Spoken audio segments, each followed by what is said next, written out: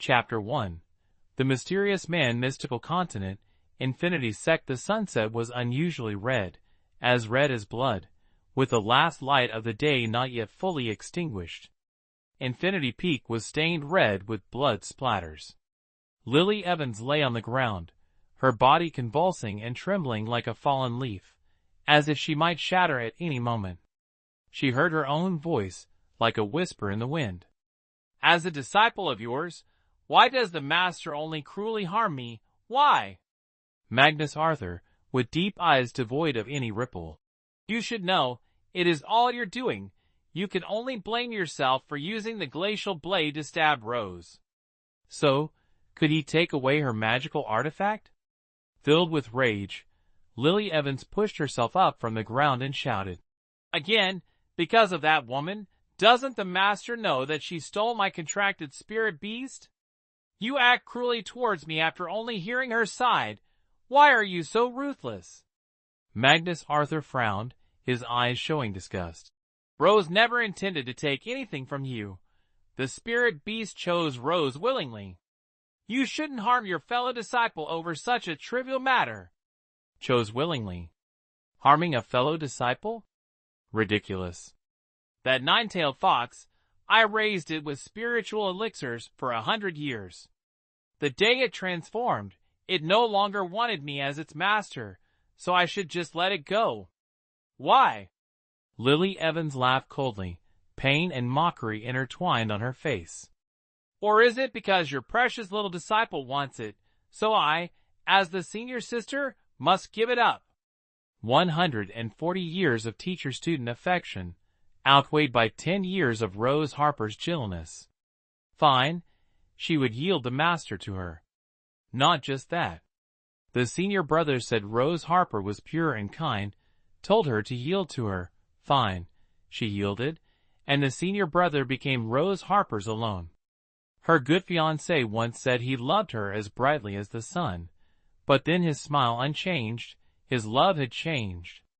He even loved Rose Harper like a celestial being, untainted by worldly dust, and didn't hesitate to cancel their engagement, making her a laughingstock in the entire cultivation world.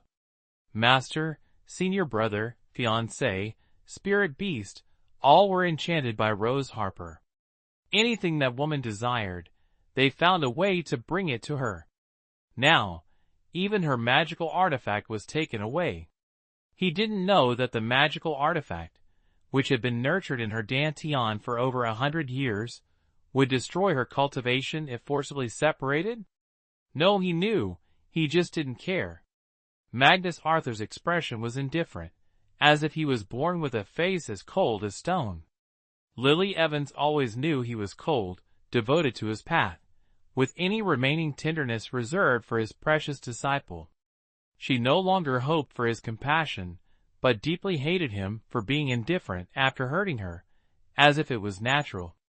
"Let me guess, this time you took my glacial blade to give it to your precious disciple again? My good master, you truly are the model of a master who always thinks of his disciple." "Ha ha ha ha, disrespectful." Magnus Arthur, struck by Lily Evans' words, stiffened slightly, and an invisible pressure immediately emanated. The next moment, with a boom, Lily Evans was pinned down, her cheek pressed hard against the ground, revealing only her hateful eyes. Magnus Arthur's silhouette gradually vanished from view, as the last of the sunset dipped behind the western mountains. She lay on the ground, and before her consciousness completely faded into darkness, she still didn't understand what she had done wrong, why her belongings were taken from her again and again, and why the mistake was always hers. Lily Evans didn't see it, but at the moment she passed out, the jade bracelet on her wrist, stained with blood, emitted a light, and then entered her body. Found it, Master, you have activated your yin-yang vessel," a cheerful childish voice suddenly rang out. Following was a cold, doubtful male voice. "Is this the woman destined to be with me? Her Dantian is destroyed, her cultivation weakened, she's too fragile. Can she really do it? Even if she can't, she must, Master." She has activated the Yang bracelet, and her bond with your Ying bracelet is now fate. Besides, this girl has endured many hardships and has a strong will. Surely, she doesn't want to be controlled by fate. The man pondered for a moment, finally letting out a sigh. It seems we can only place our hope in her. The heavens are unjust. It's time for you to know the truth. Lily Evans had a very long dream, in which she and her real self experienced the same situations. However, the dream unfolded from the perspective of Rose Harper. The manifestations were all of Lily Evans' selfish, jealous, and cruel side, while Rose Harper was the embodiment of purity, innocence, and kindness. She provoked Rose Harper time and again, only to be slapped in the face repeatedly by her opponent. No, she wasn't like that. Even in her dreams, Lily Evans furrowed her brows tightly, cold sweat dripping from her forehead, soaking her hair. She wanted to stop it, but she couldn't at all. She could only watch her other self, as if possessed, continuously self-destruct. Eventually, unable to bear it, the nine-tailed fox threw her into the demon realm, where she died from being drained of blood by countless demons. Lily Evans screamed, suddenly opening her eyes. In front of her was a patch of red blood, the blood she had vomited, and her nose caught the metallic scent of blood mixed with earth as she lay on the ground. When she realized where she was, her wildly beating heart slowly calmed down. It turned out to be just a dream. She didn't know how much time had passed, but it was already morning, and no one had discovered her unconscious. Lily Evans gave a bitter smile. Of course, ever since she stabbed Rose Harper, the entire Infinity sect had regarded her as a traitor who harmed her fellow disciples. So who had come looking for her? Perhaps they didn't trample on her only because she was still Magnus Arthur's personal disciple. But the days ahead wouldn't be so easy. The scenes from the dream, even after waking up, remained vividly etched in her mind. She remembered clearly that just a few days after this incident, she was expelled from Eternal Summit and thrown onto a mountain with sparse spiritual energy.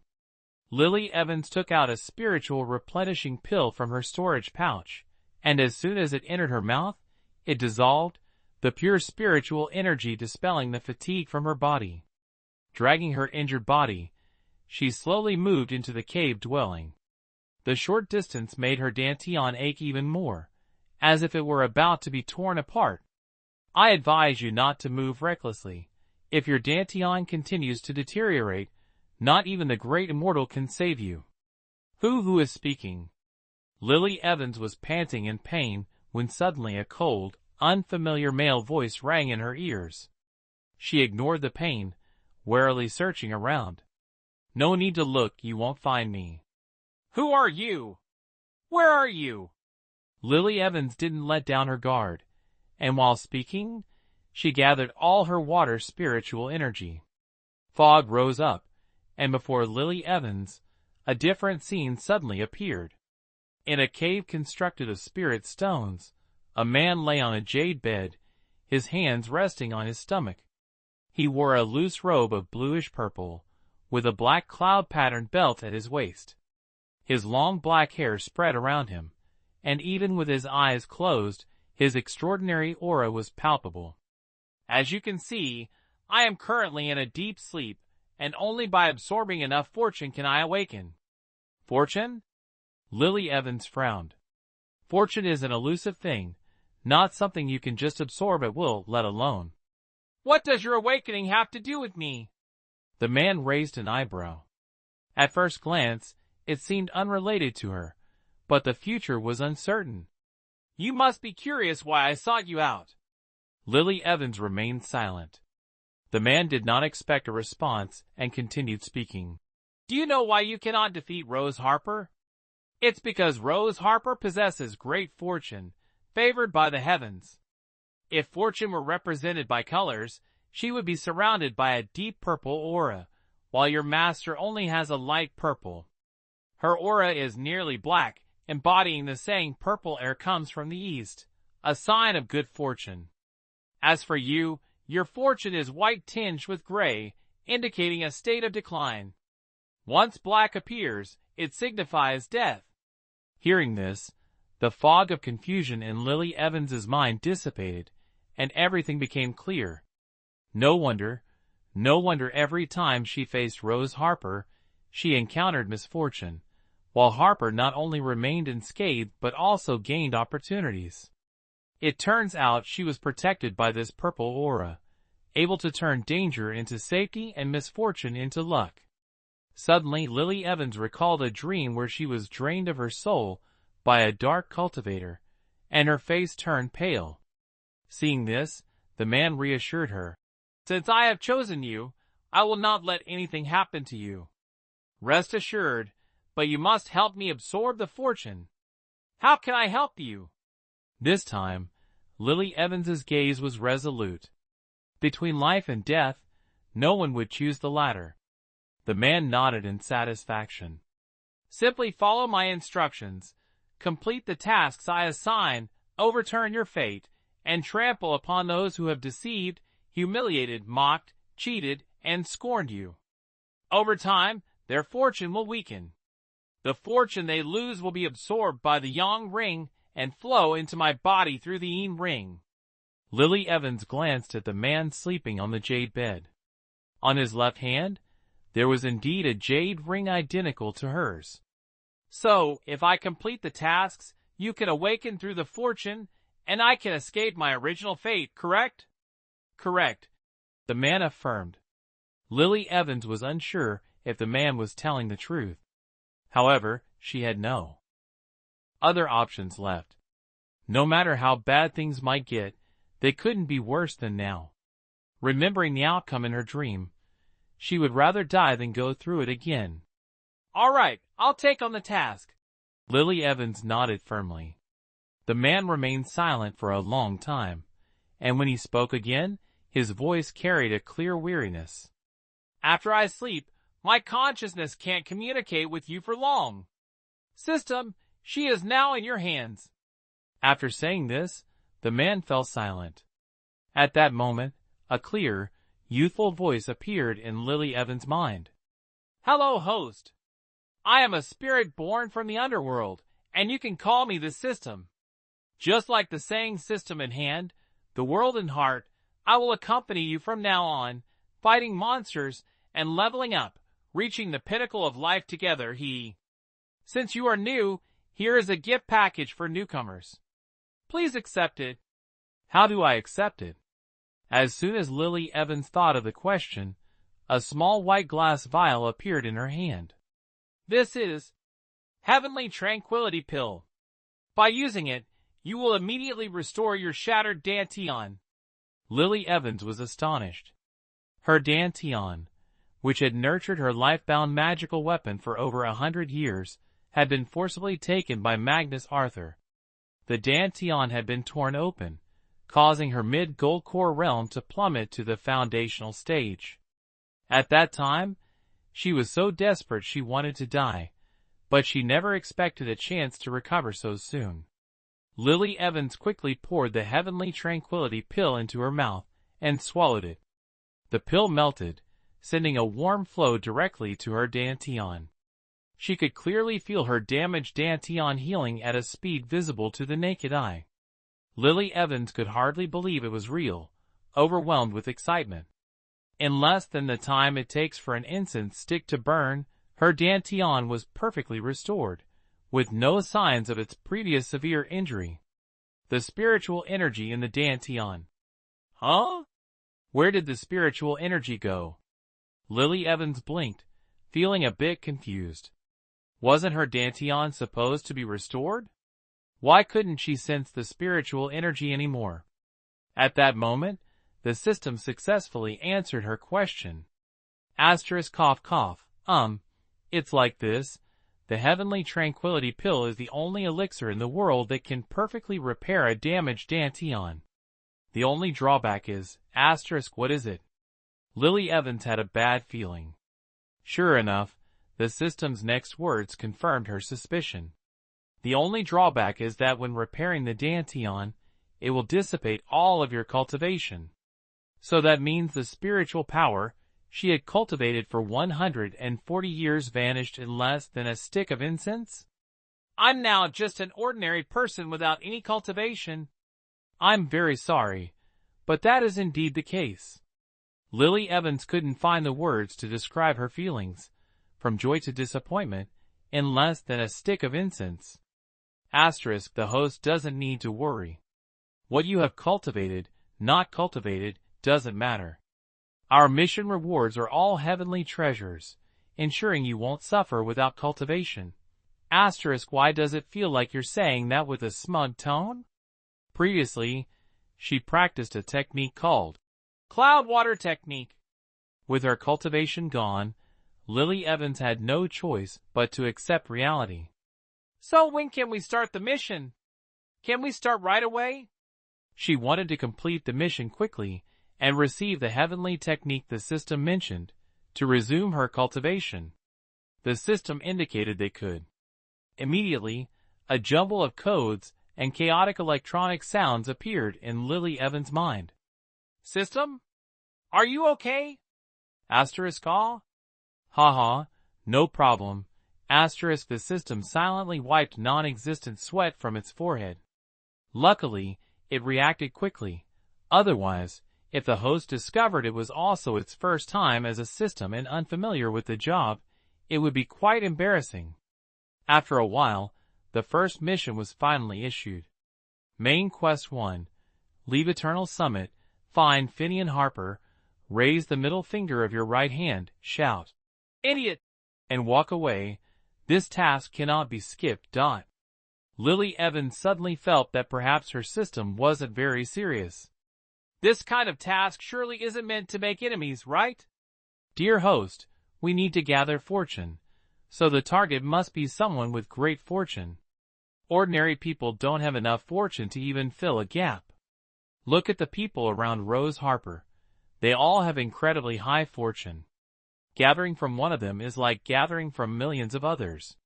Moreover, considering what they've done to you, how can we just let it go? Do you understand now? Understood. Previously, I only targeted Rose Harper and earned the title of vicious supporting character. Now, according to the system, not only do I have to confront Rose Harper, but I also can't let the others off easily. It's truly a comprehensive, vicious plan. She made up her mind and stepped out. Decisively. Outside the cave, her bloodstains had dried, and the blood-soaked ground had turned a dark red. Lily Evans glanced at it and didn't bother to clean up, as this place would soon belong to someone else. Descending from Eternal Summit, she headed straight for Ethereal Peak, where Chief Magnus resided.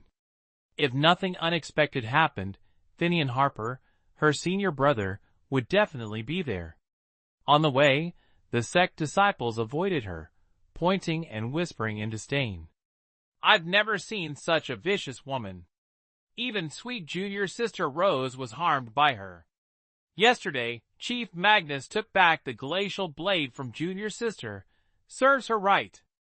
Let's see if she dares to bully junior sister Rose again. That's not certain. Some people have no shame. Their level of shamelessness is beyond comparison. Ha ha, ha ha. Lily Evans ignored them, holding her head high as she walked past, not sparing them a glance. Ugh, what's there to be proud of? Does she still think she's the genius senior sister of Infinity Sect? All right, don't pay attention to her kind. Careful not to hurt your eyes. Lily Evans clenched her fists, suppressing her anger, ignoring the voices behind her. In her mind, the system suddenly popped up, sighing, the Infinity Sect's medicinal garden surely doesn't lack fertilizer. Lily Evans was puzzled and asked, why? These people have such rotten mouths, they could really fertilize the land. Unexpectedly, Lily Evans' anger suddenly vanished, and she heard the system speak humorously. Very soon, they arrived at Ethereal Peak. At the mountain summit, the spiritual energy was incredibly dense, and standing there felt as if even the skin was breathing. Lily Evans was not in the mood to absorb the spiritual energy, and headed directly to the back of Ethereal Peak. There, a medicinal garden was located where Finian Harper and Rose Harper enjoyed flirting, cultivating and seeking enlightenment. Previously, she didn't understand why the senior brother treated Rose Harper differently upon first meeting her. It wasn't until she witnessed Rose Harper's life in a dream that she realized it wasn't because the senior brother had fallen in love with Rose Harper. Instead, it was because the two were actually siblings. This fact was unknown to everyone in the Infinity Sect, and to be precise, no one on the entire mystical continent knew, including Rose Harper herself. The only person aware of the truth was Finian Harper. As a whiff of medicinal fragrance drifted by, Lily Evans pulled herself back from her thoughts. Before her eyes, the spiritual herbs and medicines paled in comparison to the radiance of the man standing before her. "Girl, quickly, go slap him." The system was even more excited than Lily Evans upon seeing Finian Harper. "Girl?" Lily Evans raised an eyebrow. "Ah, I meant the host." The system promptly adjusted its tone and said, "Please, as per the mission's requirement, slap Finian Harper. Mission reward, an exquisite heavenly-grade powder pack. Go for it, host." At the mention of heavenly grade, Lily Evans' eyes instantly lit up. In this continent, spiritual energy was becoming increasingly scarce, and a heavenly-grade treasure hadn't appeared for 1,000 years. If completing the task could earn a heavenly-grade reward, she felt it was well worth it. The man opposite sensed someone entering the herb garden and turned around. The man wore white clothes, had white hair, a gentle expression, and a figure like an immortal, truly fitting the saying, "Gentle as jade, elegant as frost, unlike a mortal." Lily Evans didn't see Rose Harper, and didn't care. She stepped into the herb garden, stopping a meter away from the man. Seeing that it was Lily Evans, Finian Harper smiled warmly and said to her, "So it's the second junior sister. I wonder, how is your injury?" "I have—" Lily Evans raised her hand to interrupt him. Inwardly she sneered. Her good senior brother dared to ask about her injury. If he really cared, why hadn't he visited her at the Eternal Summit? The scent of herbs surrounded her. A gentle breeze blew, lifting Lily Evans' white dress. Finian Harper was slightly surprised, always feeling that the second junior sister seemed a bit different from usual. Lily Evans didn't care what he thought. Her mind was solely focused on the task reward. Lily Evans extended her right hand towards Finian Harper, slowly retracting 4 fingers, leaving only the middle finger pointing straight up. Finian Harper. "Junior sister, what are you doing?" Lily Evans gently parted her red lips, looking directly at him, and seriously said, "Senior brother, are you an idiot?" Finian Harper. "Ha ha, look at his bewildered expression." The system laughed heartily. Thinking about what she was about to do next, Lily Evans turned away, her face flushed. Pretending to wave her sleeve, she discreetly patted her hip under the cover of her wide robe and walked away, leaving Finian Harper dumbfounded behind. "How about it? Have I completed my task?" Lily Evans couldn't wait to ask as she left the herb garden. Just thinking about receiving the heavenly grade powder made her unable to contain her excitement. Ding! Congratulations to the host for completing the main task 1, rewarded with a package of Super Invincible Universe First Class Heavenly Grade Powder. Please continue your efforts. Clutching the package in her hand, Lily Evans' eyes sparkled. This was the heavenly grade powder, and it wouldn't be an exaggeration to say that the entire mystical continent had only this one package. She couldn't believe she obtained it so easily. The name is just a bit long. "What is this medicine called?" "Super Cosmic Champion First Class." Lily Evans tightly grasped the medicine packet, wondering why she felt deceived. "So what does this powder do?" As expected, the system's next answer made her eye twitch. "Host, let me tell you, Our powder can attack indiscriminately, regardless of rank or race, whether it's a person or an animal, no matter how high their cultivation is. Just a little bit will ensure they itch non-stop for 3 days and nights, without fail. Bladla. Is that all? Where are the top-grade elixirs and cultivation techniques? Taking a deep breath, Lily Evans exhaled, reminding herself to stay calm. Although this medicine packet sounds unreliable, it is labeled as heavenly grade, so perhaps it can truly be effective? Descending from Ethereal Peak, Lily Evans had nothing to do and planned to return to her eternal summit. To avoid encountering those gossipers along the way, she chose to take a detour past the martial arts training ground. The reason for doing so wasn't fear of them, but rather not wanting her mood to be affected by those people. Chapter 4. Narrow Encounter, 1/2. It was now the hour of the snake, the time for group training. On the training ground, tens of thousands of body cultivator disciples dressed in the sect's white uniforms, each repeatedly swinging the swords in their hands. Swinging the sword 10,000 times a day was the study task that every body cultivator had to complete. They practiced swordsmanship while she walked by, conveniently not disturbing each other. Thinking this, Lily Evans approached the crowd. The sword-practicing disciples had already noticed her, but no one spoke up, their hands never stopping, eyes either curious or contemptuous following Lily Evans' every step. Lily Evans looked straight ahead, her tall and slender figure moving steadily, almost passing the training ground when suddenly someone blocked her path. That person had been lying in a tree, unnoticed by Lily Evans until she got close, and he jumped down. The person wore red, with black hair, a face like a peach blossom, and eyes filled with clear disdain and contempt. Just hearing him speak, "If you know what's good for you, you should obediently stay at your eternal summit. You just learned a lesson yesterday, and today you're out causing trouble again, Lily Evans. Why are you so insensible?" Seeing this person, Lily Evans felt a whirlwind of emotions in her heart, coldness, disgust, and a deep sense of pity for herself. Not wanting to get involved further, Lily Evans shifted her body, intending to walk around him. The man, noticing Lily Evans ignoring him, felt irritated. He raised his hand to block her path once more and warned, "I advise you to stay away from Rose from now on. If you dare to harm her again, don't blame me for forgetting our past ties." "Oh my, who is this with such a foul mouth?" the system suddenly chimed in. Hearing the system's voice, Lily Evans' unhappy mood immediately calmed down.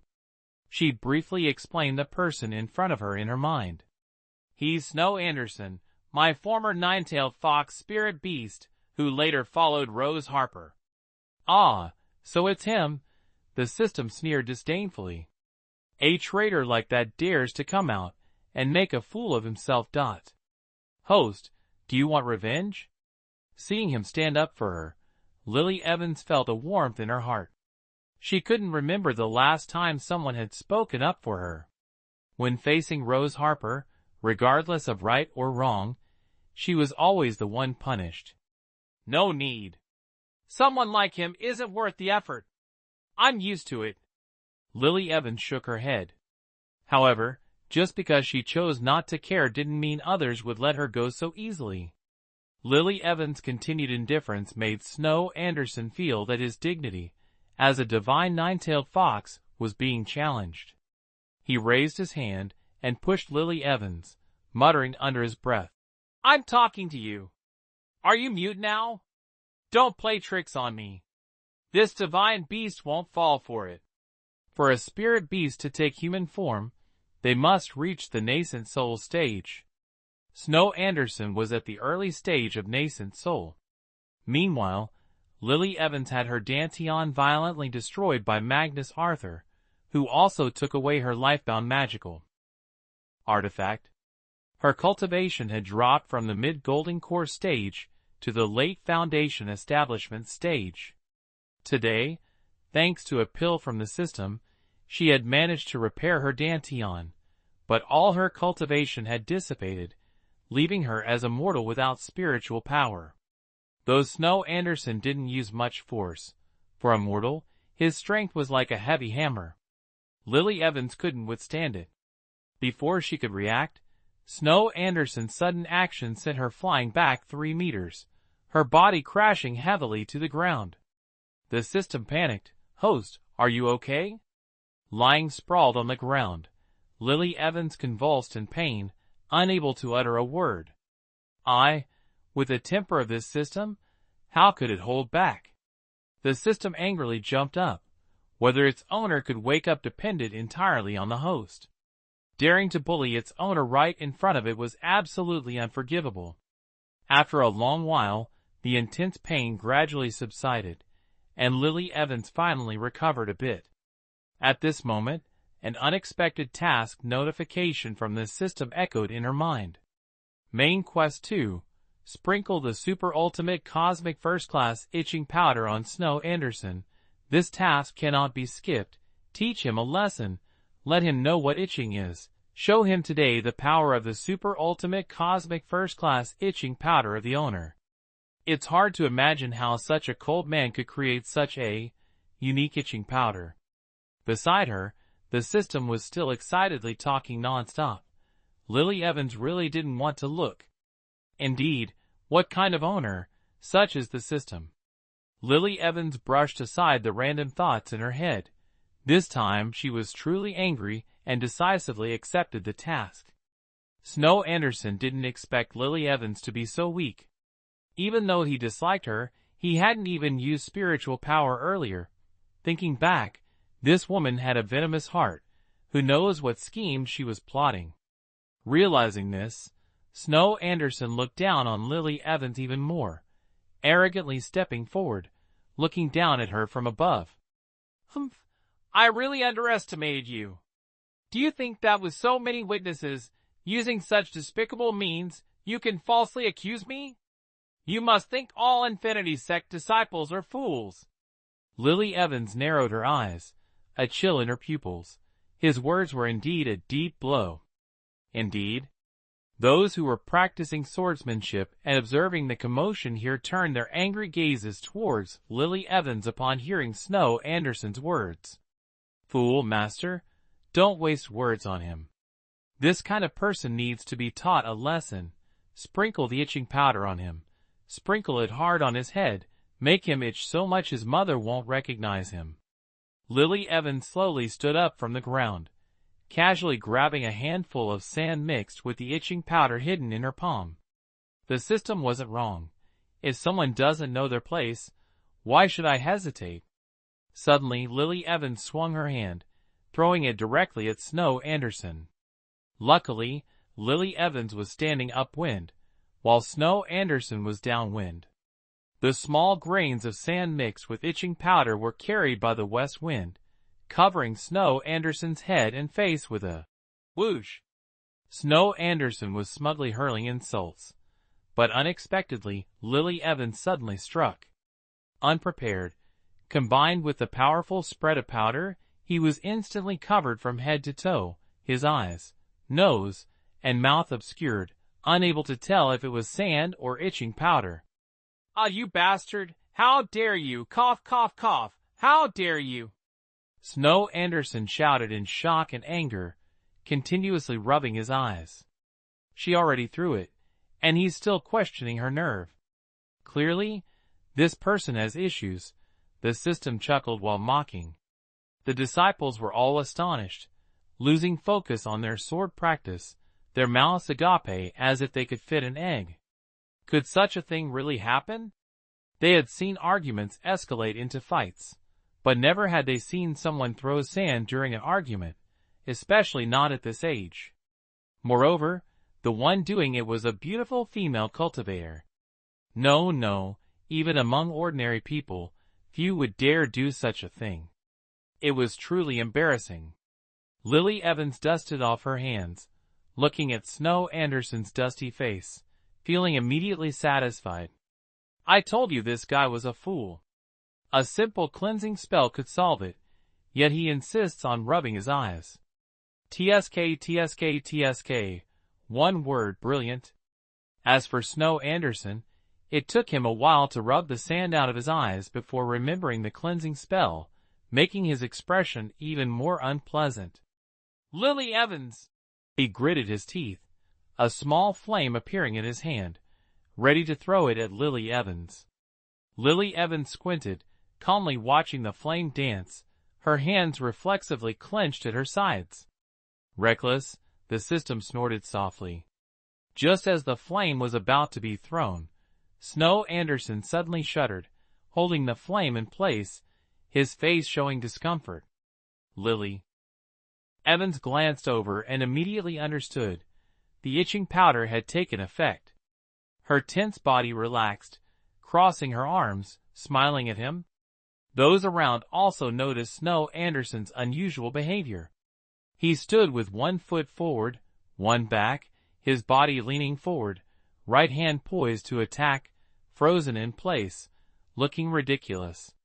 Snow Anderson couldn't manage a smile. No one knew he was enduring indescribable agony at that moment. Suddenly, his entire body from top to bottom began itching as if thousands of ants were crawling under his skin, gradually seeping into his bones.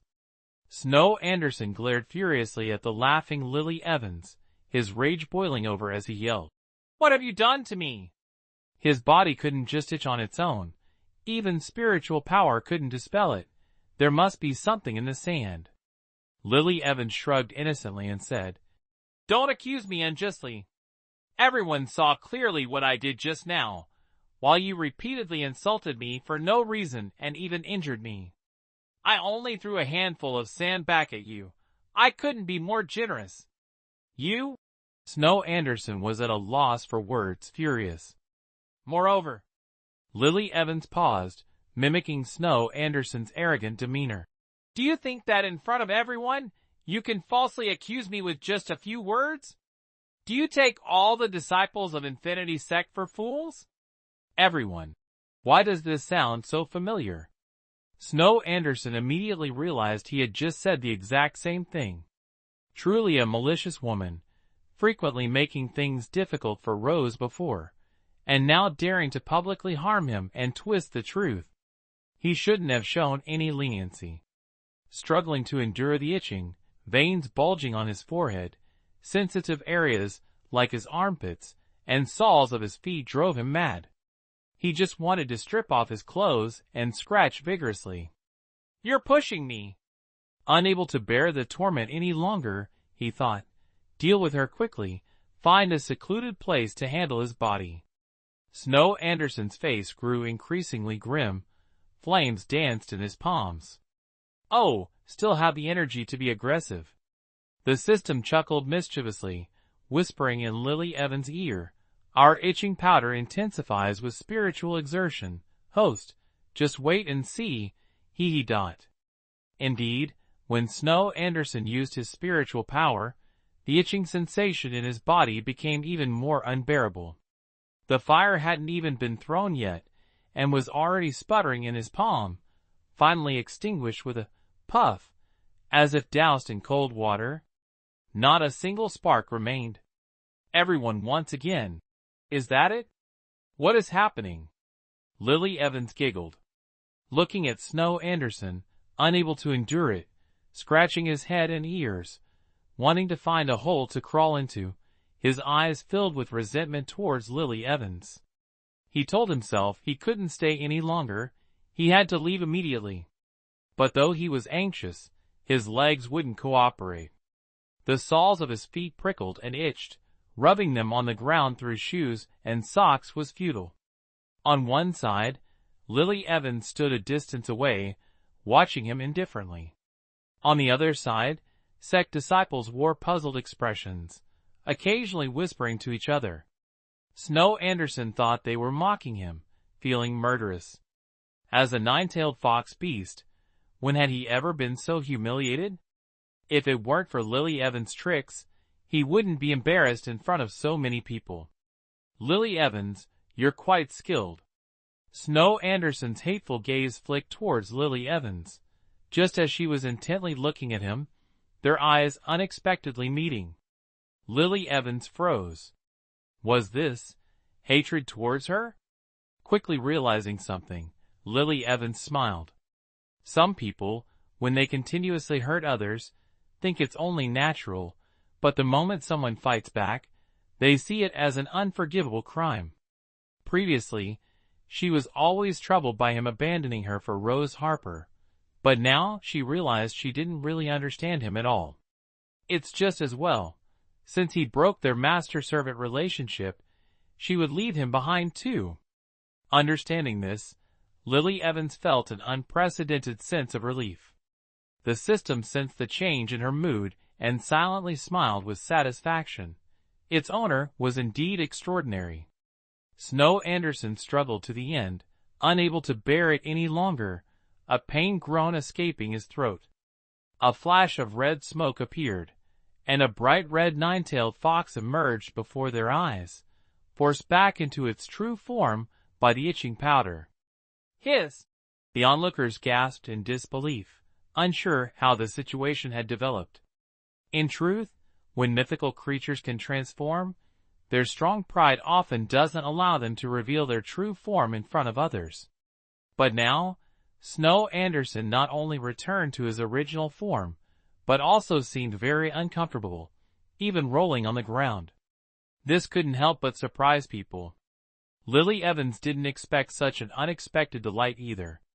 She casually glanced over, then turned to leave the arena. What happened afterward, she no longer cared.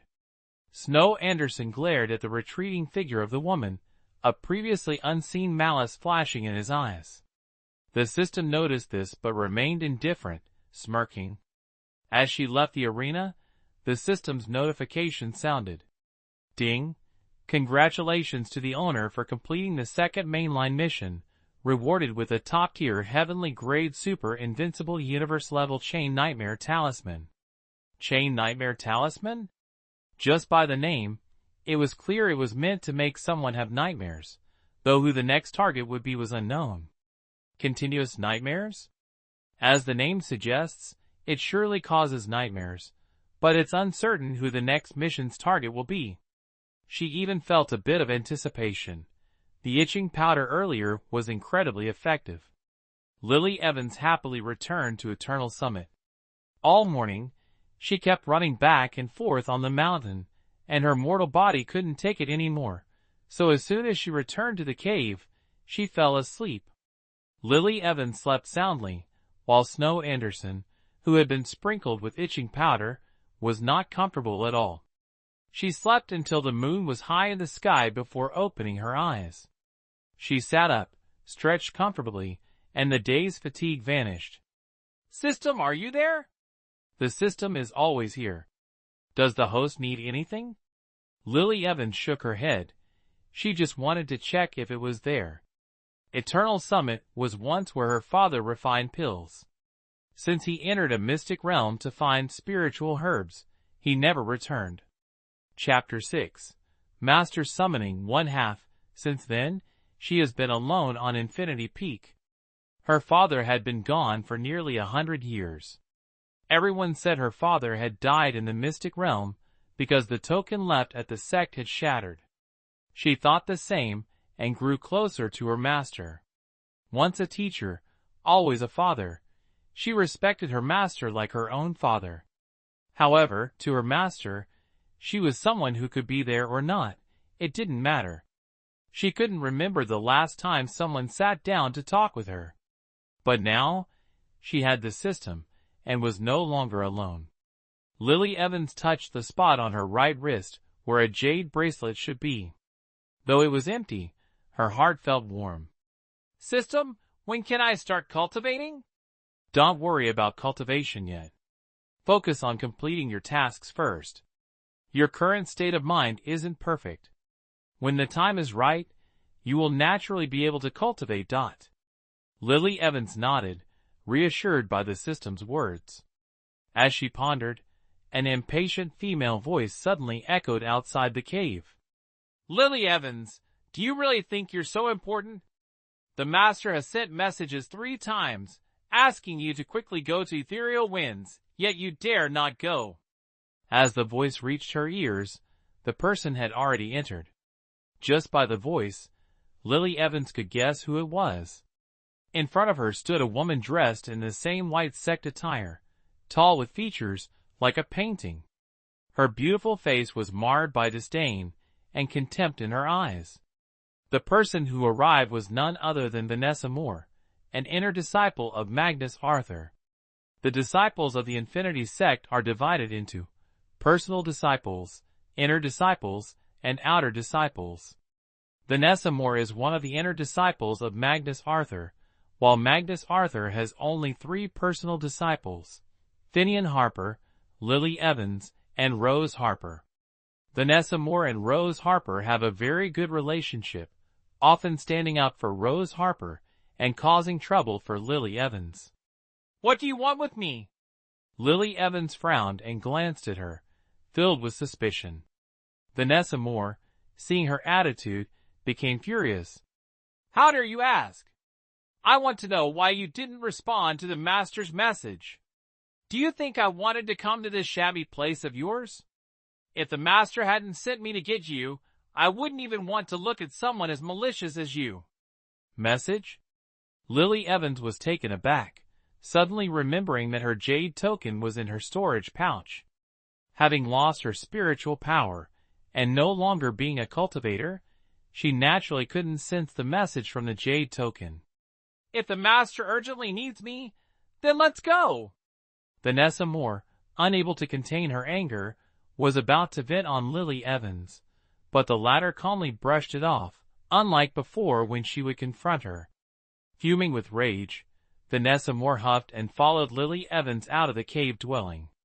Outside, she leapt onto her flying sword and, in an instant, flew away, leaving Lily Evans behind. Lily Evans wasn't upset, and slowly made her way down the mountain. "System, do you know why the master is looking for me?" With the personality of Elder Dao Zhongyang, it's definitely not for anything good, the system concluded without hesitation. Lily Evans found it reasonable. She had just taught Snow Anderson a lesson earlier that day, and by evening, the master had sent someone to find her. It couldn't be a coincidence. If it was truly about Snow Anderson, it was likely due to Rose Harper's instigation, and the master was looking for her because of Rose Harper. Vanessa Moore flew for a while, noticing the silence behind her, and found it strange. Turning around, she realized Lily Evans was nowhere in sight, and almost fell off her sword in anger. "What is this damn woman up to?" She cursed but still flew back. It took her less than half a cup of tea to return, and Lily Evans was only halfway down the mountain. Standing on her flying sword, Vanessa Moore looked down to see Lily Evans slowly descending the steps, furious to the point of madness. This woman knew the master urgently needed her, yet she chose to walk down the steps at a snail's pace instead of flying quickly to Ethereal Peak. Without cultivation, unable to use a flying sword, Lily Evans had no idea Vanessa Moore was adding this to her grievances. Grinding her teeth in anger, Vanessa Moore shouted down at Lily Evans. "Lily Evans, are you crazy? You have a sword and don't use it, choosing to walk instead. You're really disrespecting the master." Hearing the shout, Lily Evans looked up. Under the moonlight, she could clearly see Vanessa Moore's furious expression. Feeling aggrieved, she said, "Have you forgotten already? Yesterday, our dear master destroyed my Dantian and took away my glacial blade, my life-bound artifact." After saying this, Lily Evans sighed helplessly. "Sigh, I wonder how our master will deal with the glacial blade that has been with me for over 100 years. Of course, she knew the glacial blade would be given by Magnus Arthur to Rose Harper. Her words were meant to provoke Vanessa Moore. Vanessa Moore was taken aback, her eyes flickering unnaturally. Still, she impatiently urged Lily Evans. "Why don't you hurry up? If you're late for master's business, how will you explain it?" With that, she stopped her flying sword in front of Lily Evans. Naturally, Lily Evans wasn't going to be polite. Sitting on the sword was certainly more comfortable than walking. Once Lily Evans was seated, the Nessamore immediately maneuvered the sword away from Eternal Summit. Upon reaching Ethereal Peak, the two didn't head to Magnus Arthur's cave, but went directly to the council hall. If she remembered correctly, since the master accepted Rose Harper as his last disciple, she hadn't been allowed to set foot in his cave for 10 years, with Rose Harper being the only exception. This alone showed how fond Magnus Arthur was of Rose Harper. The two quickly arrived at the council hall. Octagonal lanterns hung high, illuminating the entire hall, making every expression of those present clear. Inside were 3 people, one seated at the highest position, the other 2 standing on either side. The seated person wore a black robe, with long black hair neatly pinned with a gold hairpin atop his head. His stern face and indifferent eyes were as calm as a still well, with a high nose and thin lips gently closed, exuding an aura of majesty and ease. The system observed Magnus Arthur from top to bottom and concluded, "This old Taoist has the luck of a dog, but his appearance is quite human. Master equals dog?" Lily Evans compared the handsome master seated above to a dog. "What? No, these two things can't be compared at all, can they? She must be crazy to even think of putting these two different beings next to each other." Interrupted by the system, Lily Evans's tense mood eased a bit. Standing to the left of Magnus Arthur was Finian Harper, whom Lily Evans had met earlier in the herb garden, still dressed in white with white hair, looking at Lily Evans with gentle eyes. "Ugh, take back that fake gentleness, turn away, it's disgusting." Lily Evans smirked. Her senior brother's beauty was recognized as divine in the cultivation world, yet the system found it disgusting.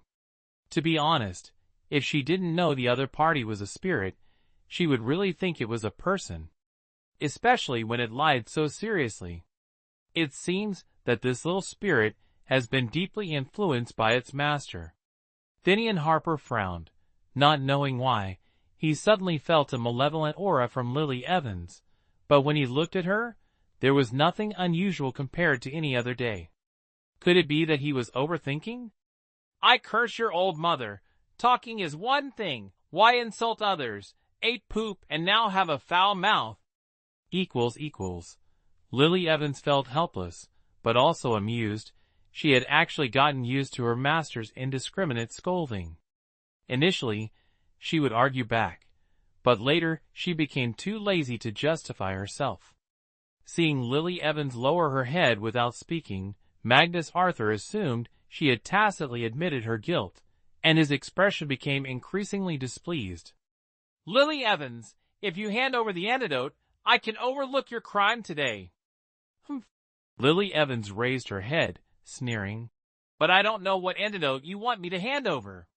"Before punishing me, shouldn't you tell me what exactly I have done to make you weary?" Magnus Arthur frowned, dissatisfied with Lily Evans's questioning attitude. Compared to the obedient apprentice beside him, he found her more and more irritating. Defiant, "Yesterday I confiscated your glacial blade, thinking you would repent, but just a day later, you dared to poison Rose's 9-tailed fox. How could I have taken in such a malicious disciple?" Lily Evans remained silent. Magnus Arthur continued, "You repeatedly make things difficult for Rose. If I continue to indulge you, it would only allow you to continue your misdeeds." Lily Evans smirked. Did her kind master not find his words laughable? She couldn't recall him ever indulging her. When Rose Harper stole her spirit beast, he turned a blind eye, but when she angrily stabbed Rose Harper, he destroyed her dantian and seized her magical tools for the sake of his beloved apprentice. Was that the indulgence he spoke of? "So, master, you say I poisoned Snow Anderson, but what poison did I use?" Magnus Arthur was momentarily speechless. It was precisely because he didn't know that he sought the antidote from her. Just as Magnus Arthur was about to lose his temper, a weak hand stopped him. Rose Harper gently reached out, clutching Magnus Arthur's robe, looking timidly at him. Master, don't be angry. I'm sure senior sister didn't mean to upset you. She bit her rosy lips lightly and continued. Moreover, it's because I was at fault with senior sister first. If I hadn't held Snow back, senior sister wouldn't have redirected her anger towards Snow and poisoned him. Hold on, sister, wait a moment. Lily Evans couldn't bear to listen to her flowery words any longer. What does she mean by intentionally angering the master? What does she mean by poisoning Snow Anderson out of anger? The other party's mouth claimed it wasn't her fault, yet her words clearly placed all the blame on her. My dear junior sister, which eye did you see me poison Snow Anderson? How come I don't know about it? Are you a worm in my stomach, knowing even my thoughts? If that's the case, I have nothing to say. Rose Harper's face turned red, opening her mouth twice, unable to find a rebuttal. Sharp words. Magnus Arthur coldly shouted. I ask you, did you meet Snow Anderson at the martial arts field this afternoon? Yes. Lily Evans did not deny this point. Good. Magnus Arthur nodded.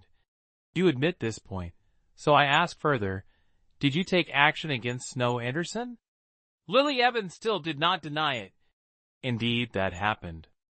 Seeing she had no intention of defending herself, Magnus Arthur was satisfied, but his gaze towards Lily Evans grew colder. In that case, what else do you have to say? Of course, I have something to say. Lily Evans replied calmly. Since you understand the situation so well, surely you also know that at the martial arts field, it was Snow Anderson who blocked me first. I didn't want to get involved with him, but he kept insulting me and even knocked me to the ground.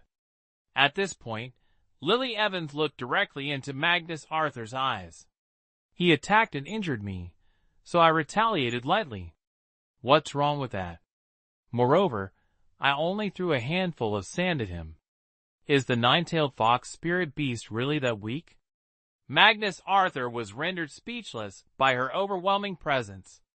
Tears welling up, Rose Harper bit her lip and stepped forward, saying, Senior sister, I know Snow was wrong to hurt you, but aren't you fine now? If you're okay, why poison Snow? He's itching all over, and no medicine is working.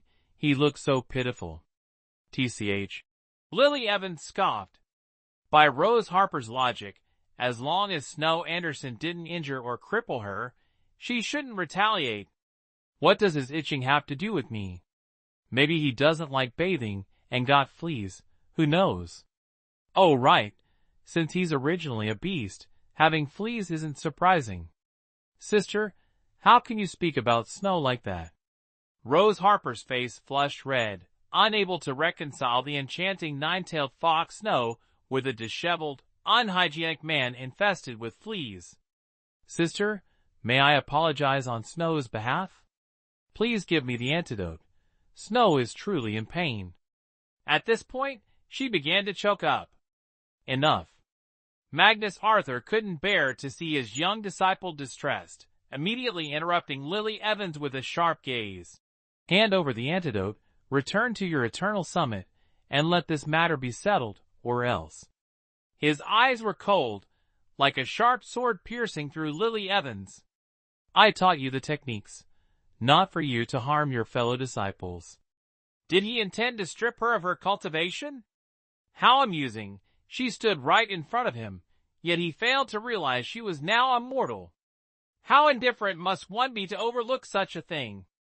The system enjoyed the drama, not expecting Magnus Arthur to suddenly lash out. This old man is something, isn't he? Can't the earth contain him anymore? Master, don't give him face. This old Taoist is out of his mind, unreasonable. Just confront him directly.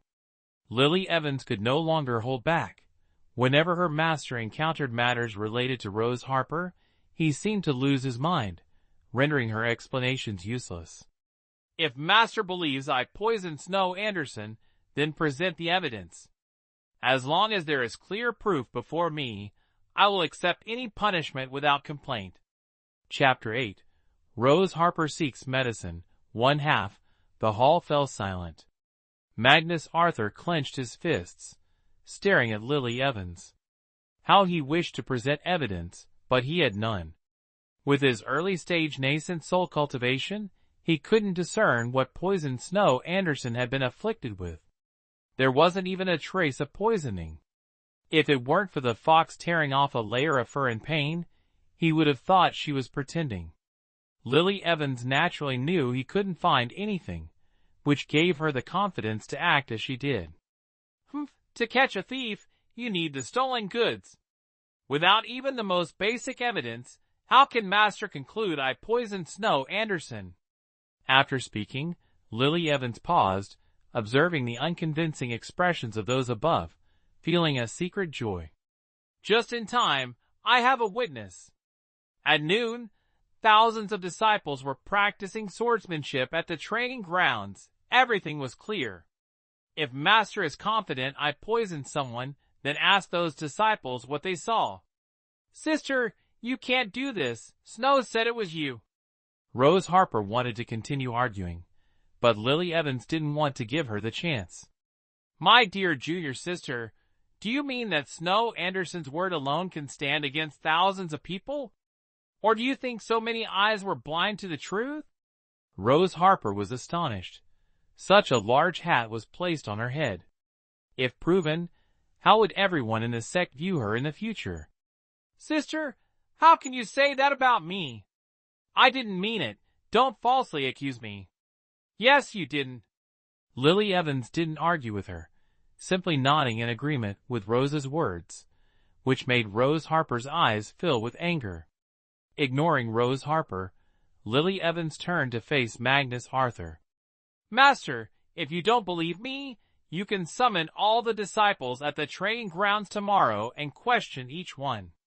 At this moment, Magnus Arthur was at a loss for words. Rose Harper bit her lip, her delicate hands clutching the hem of her master's robe, looking fragile and pitiful. Looking over at Finian Harper on the other side, he hadn't said a word from the beginning. His gaze on Lily Evans was always gentle. Even if she made his sister cry, he showed no sign of anger. If Lily Evans despised anyone, it was Rose Harper, who often used her weakness as a facade to appear innocent and harmless. However, the person she was most wary of was Finian Harper. He seemed to know everything from start to finish, as if everything was under his control, allowing him to remain so calm. If there's nothing else, Master, I request permission to leave. Lily Evans bowed to Magnus Arthur. She turned and walked out of the hall without looking back at those inside. Outside, she naturally had Vanessa Moore accompany her back to Eternal Summit. Vanessa Moore was reluctant, but seeing the stern expression of the Master, she dared not protest, and had to escort Lily Evans back to Eternal Summit. Once back at her cave dwelling, Lily Evans finally breathed a sigh of relief.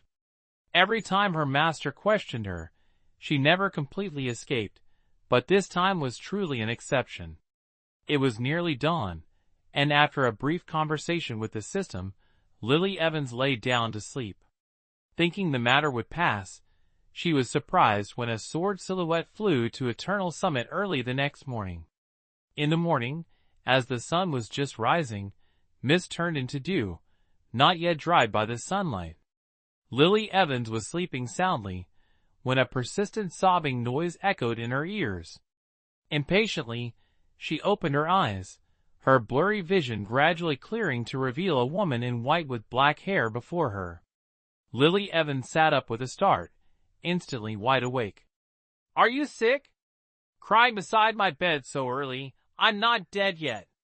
The visitor was none other than Lily Evans' younger sister, Rose Harper. At that moment, she appeared very tired, with red eyes, kneeling by Lily Evans' bed, biting her lower lip so hard that it was swollen and nearly bleeding. Lily Evans felt extremely annoyed. She and Rose Harper never got along, and being near her always brought bad luck. Speak up, what do you want? Rose Harper faced Lily Evans' cold demeanor, her body trembling involuntarily. Lily Evans rolled her eyes, thinking she hadn't done anything yet, so why be so scared? Not talking? Then you can leave. Without my permission, it's best not to come to Eternal Summit again to avoid mistakes, lest our beloved master blame me. I'm sorry, senior sister, I didn't mean to disturb your sleep. It's just that. At this point, her eyes reddened even more, looking like a little rabbit, evoking sympathy from others. Lily Evans crossed her arms, watching her. It was always the same. If outsiders were present, they'd surely think she was bullying Rose Harper. Not talking, are you? This time, Lily Evans' voice was as cold as ice. Rose Harper's sobbing halted. Seeing that Lily Evans was truly annoyed, she quickly waved her hands. I'll talk. Please don't be mad at Rose Harper. I really didn't mean to. All right. Enough with the nonsense. Get to the point. Rose Harper bit her lip, eyes red as she recounted the entire reason for her visit. It turned out that after a day and night, the itching on Snow Anderson had not subsided. Instead, it had worsened. They tried everything, from pills to medicinal baths, but nothing worked.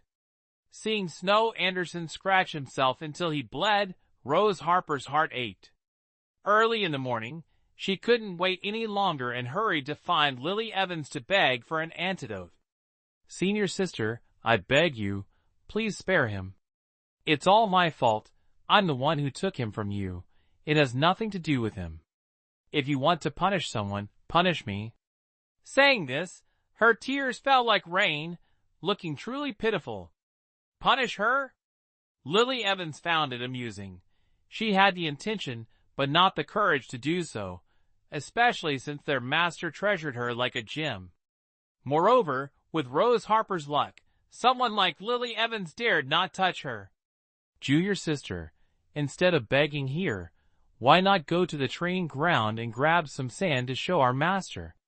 Who knows, you might discover something special in the sand. That's what I call the right cure for the right ailment. Rose Harper widened her eyes, unable to believe Lily Evans would say something so shameless. Senior sister, she said in disappointment, how can you be so heartless? He has been with you for 100 years, yet you refuse to save him. What have you become? When I first joined the sect, you weren't like this. She hadn't wanted to speak, but upon saying this, Lily Evans' expression changed immediately. Ha, are you joking with me, my dear junior sister? Heartless? If I were heartless, I wouldn't have used pills to nurture him for 100 years, only for him to leave once he took human form. Lily Evans touched her right wrist, where a jade bracelet once was, now empty. I am very curious, junior sister, what kind of potion did you give him that made him heartlessly abandon me like an old pair of shoes, ready to oppose me for you? I truly regret it. Why did I sign an equal contract with him that day? If it had been a master-servant contract, he would have died by my side no matter what. In this regard, Lily Evans really couldn't understand why. Had she not treated him well enough?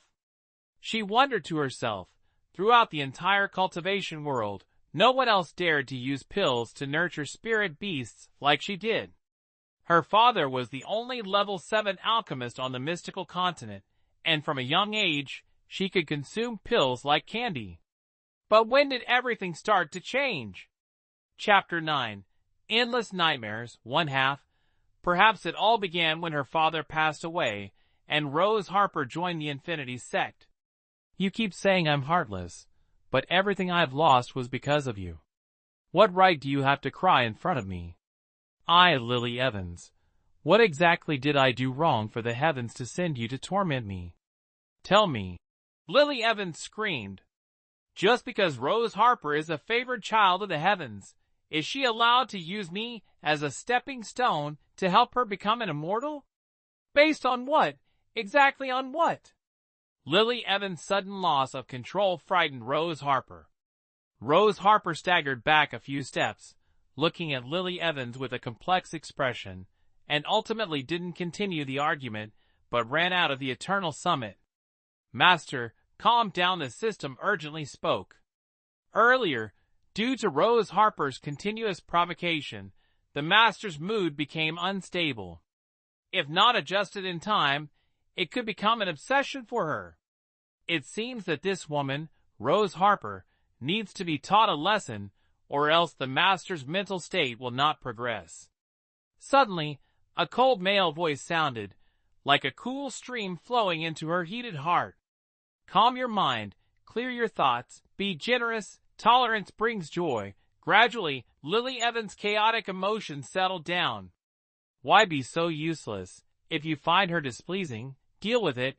Why let yourself fall into demonic obsession? Lily Evans knew she was momentarily trapped, but it wasn't what she wanted. Rose Harper had only been with the Infinity Sect for less than 10 years, but all her hardships were brought by her, not to mention that she would die tragically at the hands of a demonic cultivator in the future. Even if Lily Evans didn't say it, the man understood that now they could only slowly erase her obsession. Cultivation disturbed by inner demons is a great taboo. She is currently on a high streak of luck. We can't do anything to her, but a light warning is still possible. System, issue a task. Use the Endless Nightmares talisman on that woman. The system quickly agreed. Main Quest 3.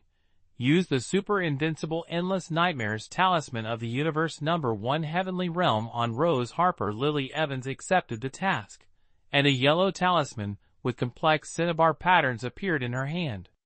"I currently have no spiritual power. How do I use this talisman?"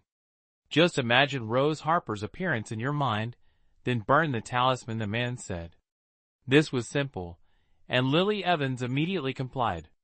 The talisman ignited, the smoke formed into the shape of Rose Harper, and quickly vanished without a trace. For a moment, no one spoke, and Lily Evans felt a bit awkward. "You have woken up?" The man raised an eyebrow and said, "Not really. I just got a headache from someone's chaotic emotions, so I came out to take a look. "Oh?" Lily Evans was confused, looking quite adorable. "Yes, that's right. So in the future, you better stay quiet to avoid disturbing others' dreams." Could her emotions be sensed by him? Then thinking of the yin-yang bracelet they both wore, she nodded in agreement. "Okay. Then you should complete the task well. System, keep an eye on her. If something like this happens again, don't notify me. Just issue the task directly." The system happily responded, "Yes, Master. If anyone dares to bully my host, watch how I deal with them." The man nodded in approval. Very good. After speaking, there was no more sound. Lily Evans was quite helpless. She indeed guessed right. The system surely influenced the personality of its owner. On the other side, Rose Harper left Eternal Summit, returned to her dwelling at Ethereal Peak, rushed in front of Snow Anderson, and began to cry and complain. "I'm sorry, Snow. I went to beg Senior Sister, but she wouldn't give me the antidote. How could she be so cruel? Hoo." Inside the barrier, a red nine-tailed fox was scratching itself, its hind leg bitten to pieces, yet it seemed to feel nothing. Its fox eyes were bloodshot, fiery red, filled with suffering and hatred. Rose Harper cried until she was exhausted, hugging a pillow and sitting on the ground, separated from Snow Anderson by just a barrier. She closed her eyes, and her consciousness quickly fell into sleep. In the green bamboo forest, the first thing Rose Harper noticed was a man in red clothes with black hair. "Snow?" Rose Harper unconsciously called his name, wondering, wasn't Snow poisoned? How come he looks fine now? The man turned around, revealing a peach blossom-like face identical to Snow Anderson's, his fox eyes slightly raised. Seeing the girl suddenly appear, he smiled with interest. "Do you know me? Snow, don't you recognize me?" Rose Harper couldn't believe it. She stepped closer to Snow Anderson, naturally taking his hand and saying, "Snow, are you well again? Are you still itchy?" I was really worried about you. Snow Anderson squinted, gripping Rose Harper's slender wrist tightly. Girl, if you're trying to get my attention, your way of starting a conversation is outdated. With that, he flung Rose Harper's hand away. No matter how slow Rose Harper was, she realized something was wrong at this moment. The snow in front of her wasn't the person she remembered. The rich scent of bamboo mixed with a faint medicinal smell, and the wind rustled the bamboo leaves. Rose Harper suddenly realized this scene was very familiar. Wasn't this where she first met Snow? Could it be that she had traveled back in time? What on earth was happening? The woman in front of her looked vacant, her face filled with reminiscence, not knowing what she was thinking. Snow Anderson felt bored and pushed the woman, intending to leave. Snow, where are you going? Rose Harper hurriedly asked. As if thinking of something, she bit her lip and anxiously said, Are you going to see Senior Sister? Senior Sister? The one who could enter Ethereal Back Mountain and call the Master Senior Sister must be the female disciple Magnus Arthur had accepted a few days ago. Snow, please don't go to Senior Sister, Senior Sister. Senior Sister. She hesitated, unsure whether to continue. Thinking about Snow Anderson's condition after being poisoned, injuring himself beyond recognition, she finally decided to tell him. Senior Sister will harm you, Snow. You must be careful. Is that so? Snow Anderson smiled, turning back to look at her. Rose Harper nodded vigorously, facing his enchanting fox eyes, her face blushing as she lowered her head. Thank you for the warning. Rose Harper quickly shook her head, sincerely saying, Between us, there's no need for thanks. As long as Snow is safe and happy, I'm already very happy. Ha ha! After hearing her words, Snow Anderson suddenly laughed loudly. Rose Harper also smiled, thinking that her Snow, even with a chance to start over, would still choose to stand by her side. But after laughing for a while, she realized something was wrong. She had stopped, but he continued laughing, his laughter growing deeper and colder, making her shiver. Snow! You're not simple. The laughter abruptly stopped, and Snow Anderson looked at her with disdain. In front of me, you're the first to speak ill of the Master. Considering you're the Master's junior sister, I won't hold it against you today, but if it happens again... He suddenly leaned down, whispering in Rose Harper's ear, I'll hand you over to the demon cultivators for them to absorb your energy. Chapter 10. Beginning of punishment. No, it couldn't be. How could her Snow say such things to her? Even though Snow was a bit arrogant, he always treated her gently, and would never utter cruel words, like throwing her to the demons. Rose Harper, filled with worry, left the bamboo forest and returned to her familiar cave dwelling at Ethereal Peak. Inside the cave, apart from a stone bed and stone table and chairs, there was nothing else. It was just like when she first arrived at Infinity Peak, incomparable to the treasure-filled cave she had later. Since she was here, she decided to stay calmly, believing that with her understanding of Snow, she could make him recognize her once again.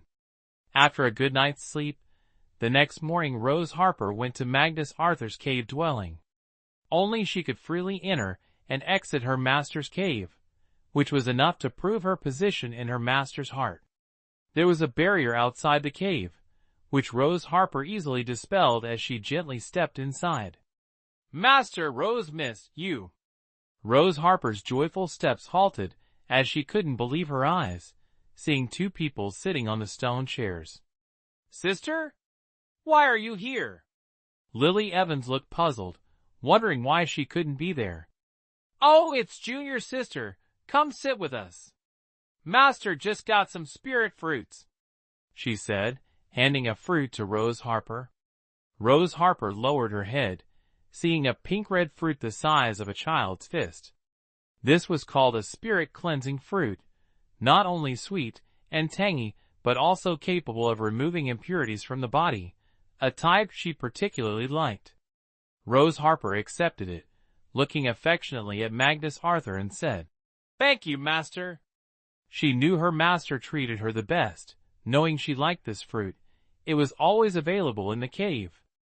Without hesitation, Rose Harper sat down, and to the astonishment of the other two, she put all the spirit fruits on the stone table into her storage bag. She had always done this, so she didn't see anything wrong with her actions. Lily Evans smiled at her and said, "Junior sister, you're so naive and adorable." Magnus Arthur's expression was quite unpleasant, as he had specially prepared these fruits for Lily Evans. He didn't expect his second disciple to eat just one fruit, while the rest were taken by his youngest disciple. "How did you get in here?" Rose Harper was puzzled but answered honestly, "I dispelled the barrier to enter." "Is there a problem, master?" Magnus Arthur's gaze became deeper. The barrier was set up by him personally, and wasn't easy to dispel.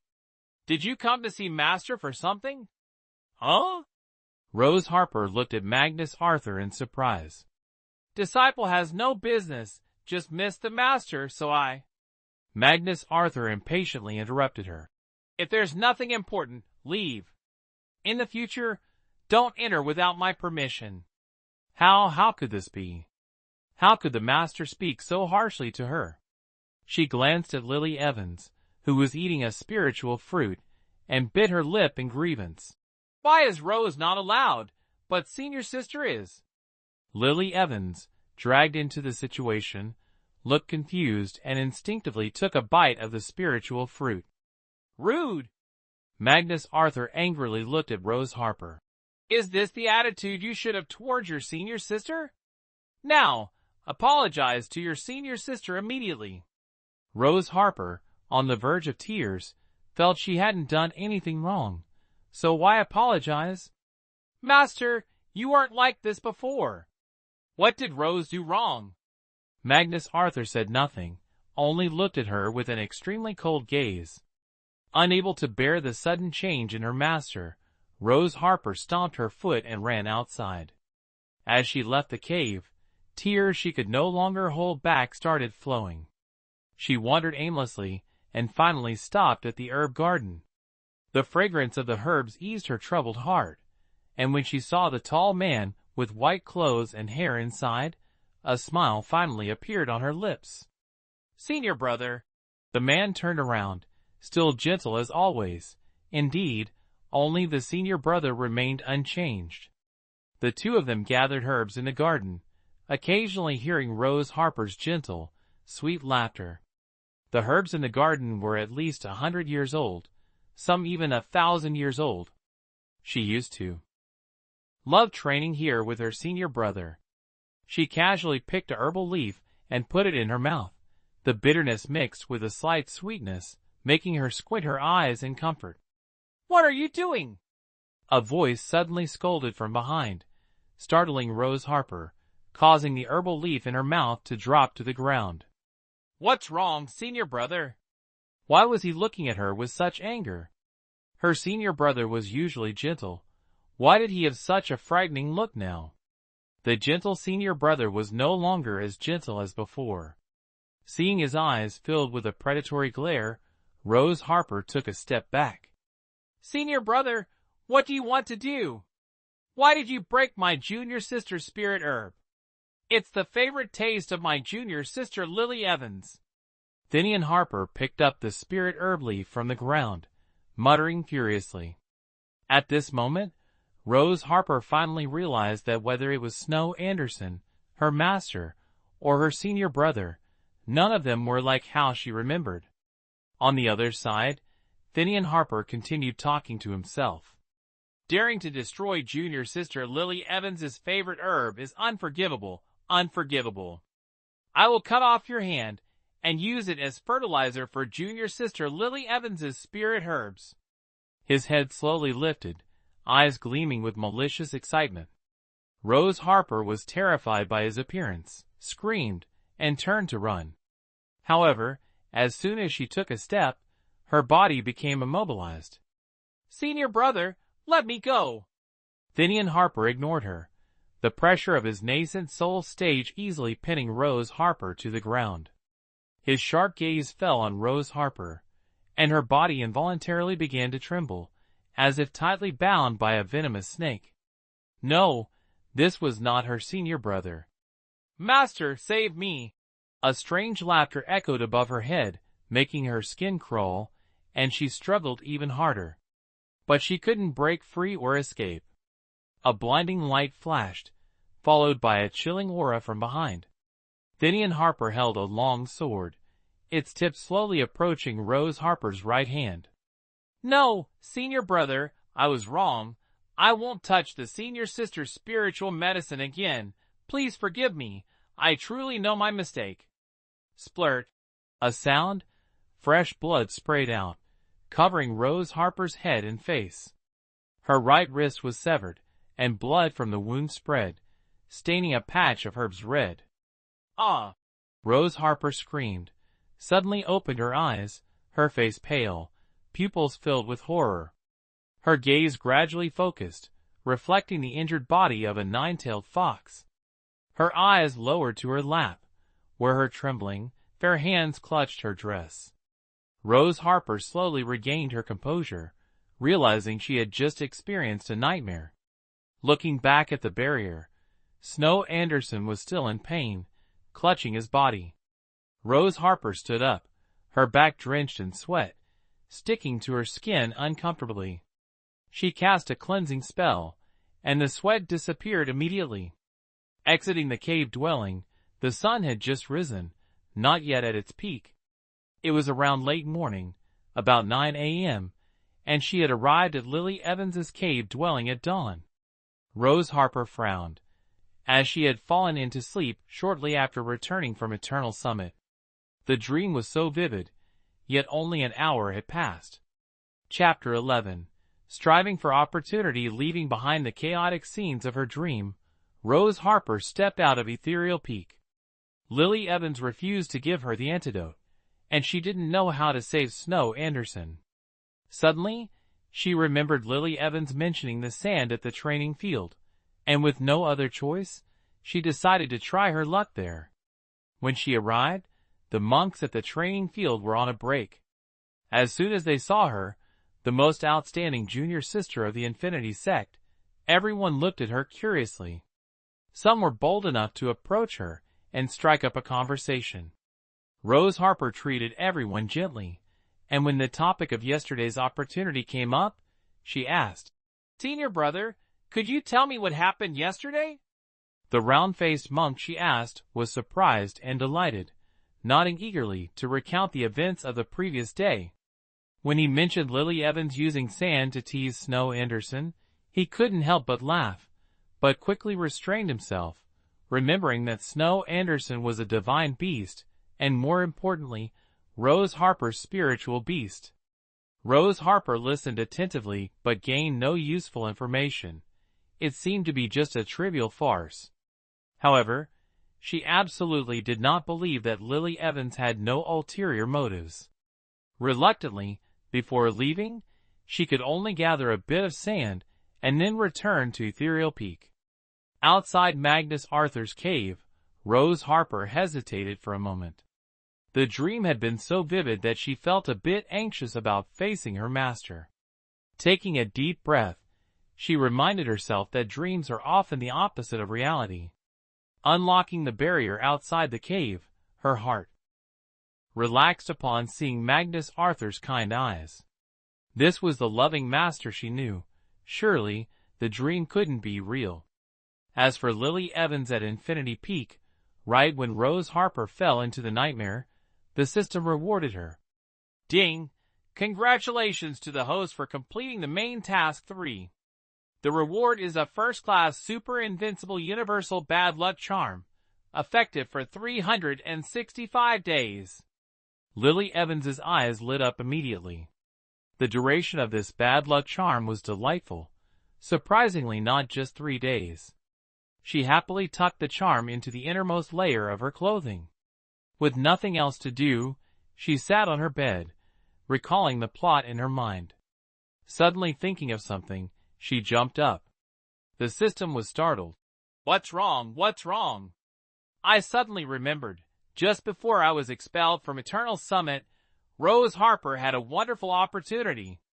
As she said this, the system reviewed the plot, and indeed, there was an opportunity during this time. In the storyline, Lily Evans was severely injured by Magnus of Trungyung after 3 days, and forced to leave Eternal Summit, which would be tomorrow in the current timeline. Today was the day the fair opened, and Rose Harper had a premonition, leading her to the fair where she encountered her opportunity. Currently Rose Harper, stressed by Snow Anderson's situation and plagued by recurring nightmares, had no time to leave the sect. Under this dual pressure, her mind was confused, mistaking the feeling of opportunity for the anxiety after the dream. Rose Harper was completely unaware of the opportunity waiting for her.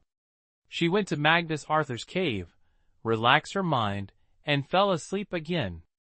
Lily Evans, feeling invigorated, quickly descended from Eternal Summit. Despite losing her cultivation for the past 2 days, Lily Evans didn't feel particularly uncomfortable, only experiencing hunger once. She consumed a green pill, which could sustain her for at least a month. Lily Evans wished she could fly on a sword, reaching the fair in the blink of an eye. It took her a full half-hour to descend from the mountain peak to its base, and then reach the fair on the outskirts. It wasn't yet noon, and the fair would be open all day, giving her ample time to search. Previously, she had seen Rose Harper's life from her perspective, so she was well aware of her opportunities.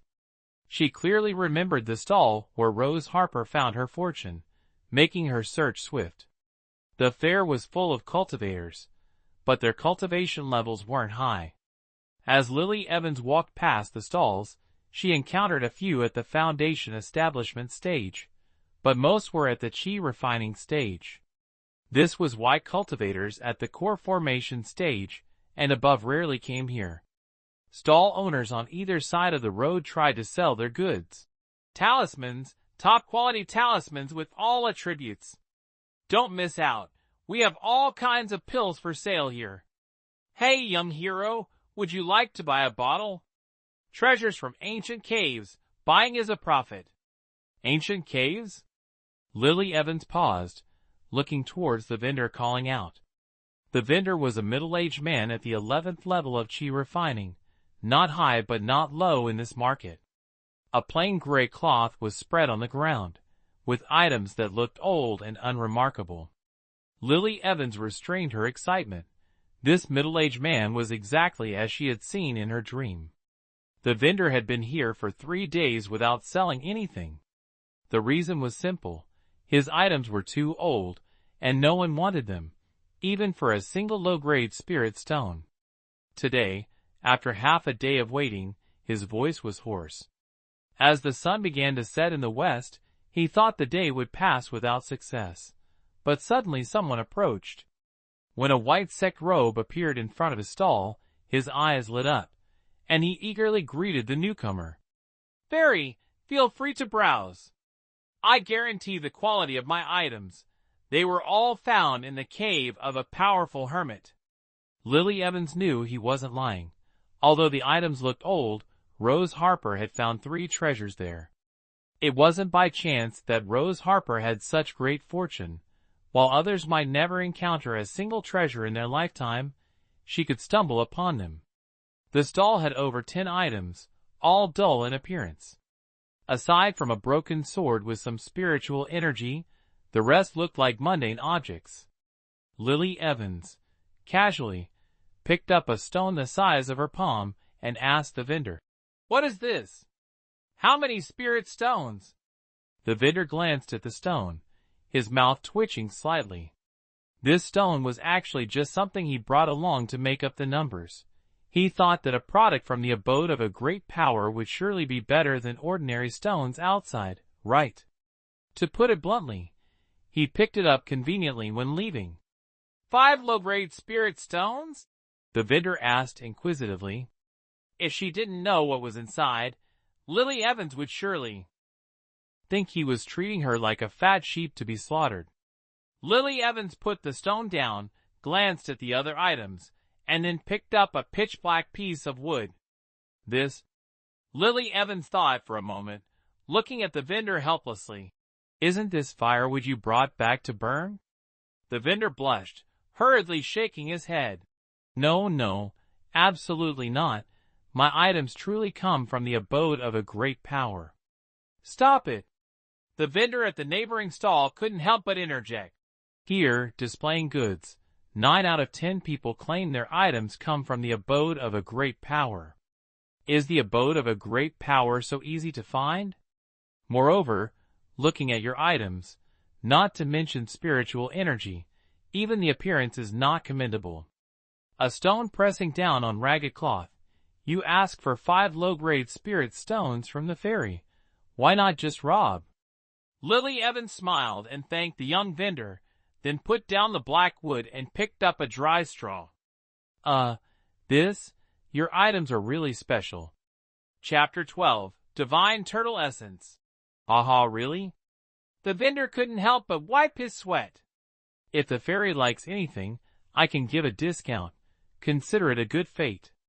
Outwardly, Lily Evans appeared indifferent, but inside, she was extremely excited. The 3 items she had just picked up were opportunities Rose Harper had received. Now they were displayed before her eyes, and she just wanted to pay immediately and leave. However, if she showed too much interest, it would surely arouse suspicion.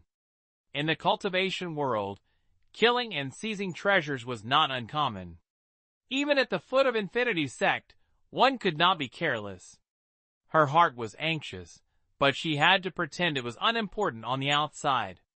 Actually, I didn't intend to buy anything special, just strolling around the street, and found your place the most unique. The vendor rubbed his hands and said, So, does the fairy find anything pleasing? The price can be negotiated. Lily Evans unconsciously touched her wrist, thought for a while, then said, You don't have many items here.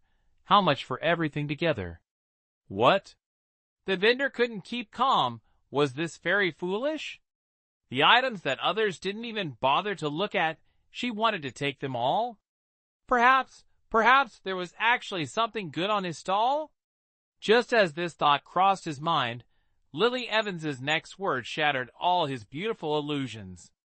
If these are truly from the abode of a great power, if I buy them all, surely there must be at least one good item. The young cultivator standing nearby rolled his eyes, not knowing what to say. Don't mention a small stall like this. Even buying the whole market might not guarantee finding a heavenly treasure. Not only him, but other vendors and cultivators passing by also looked at Lily Evans as if she were a fool. Lily Evans didn't care. It was as if she had set her heart on this stall, stubbornly so. In the end, Lily Evans happily spent 50 low-grade spirit stones to buy all 11 items on the stall, with the extra items given for free by the vendor, including the canvas, which was also given to her. Lily Evans accepted without hesitation, wrapped everything in the canvas, slung it over her shoulder, and left.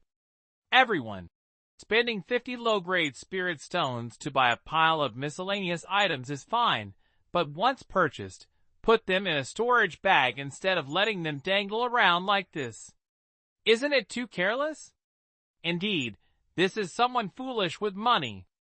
She wanted to put them in a storage bag, but currently, she is immortal and cannot open a storage bag. Coincidentally, Lily Evans' action of buying out the stall went unnoticed, considered merely as a foolish act, just a joke. Upon returning to Eternal Summit, Lily Evans couldn't contain her excitement, quickly opening the cloth bag to select 3 items she had previously noticed.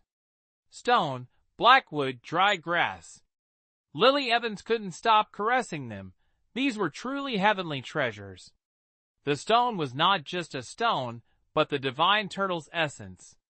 Yes, it was the turtle. On the mystical continent, turtles, along with dragons, phoenixes, and cheilants, are called the 4 spirits. Besides the mythical beast Fin White, the 4 spirits are considered the most prestigious among mythical creatures, even surpassing the 9-tailed fox. The four spirits have been missing for nearly 10,000 years, causing no one on the mystical continent to ascend, leading to the depletion of spiritual energy across the continent. Without anyone ascending to the celestial realm, no celestial path descends, and without a celestial path, the spiritual energy of the mystical continent becomes even more sparse. Sparse spiritual energy makes heavenly treasures rare, making cultivation difficult for cultivators, and fewer people ascend. Thus, the situation becomes a vicious cycle. Currently, all things are beginning to recover, with the appearance of divine turtle essence, and Chilance will appear later. Thinking of Chilance, Lily Evans' eyes deepened, because that Chilan eventually accepted Rose Harper as its master. Rose Harper has an ice spirit root, quite compatible with the water Kirin. Fortunately, the Chilan hasn't appeared yet, so she still has a chance. Her gaze fell on the piece of black wood. Who would think that such a dark, old piece of wood was actually struck by lightning? Lightning-struck wood, when refined into a magical artifact, is the bane of demonic creatures. In the past, when Rose Harper obtained this piece of lightning-struck wood, she directly gave it to her senior brother Finian Harper, as he had a lightning attribute spiritual root. Looking at the dry grass, it wasn't ordinary wild grass, but a necessary spiritual herb for crafting a heavenly-grade pill, soul-returning herb.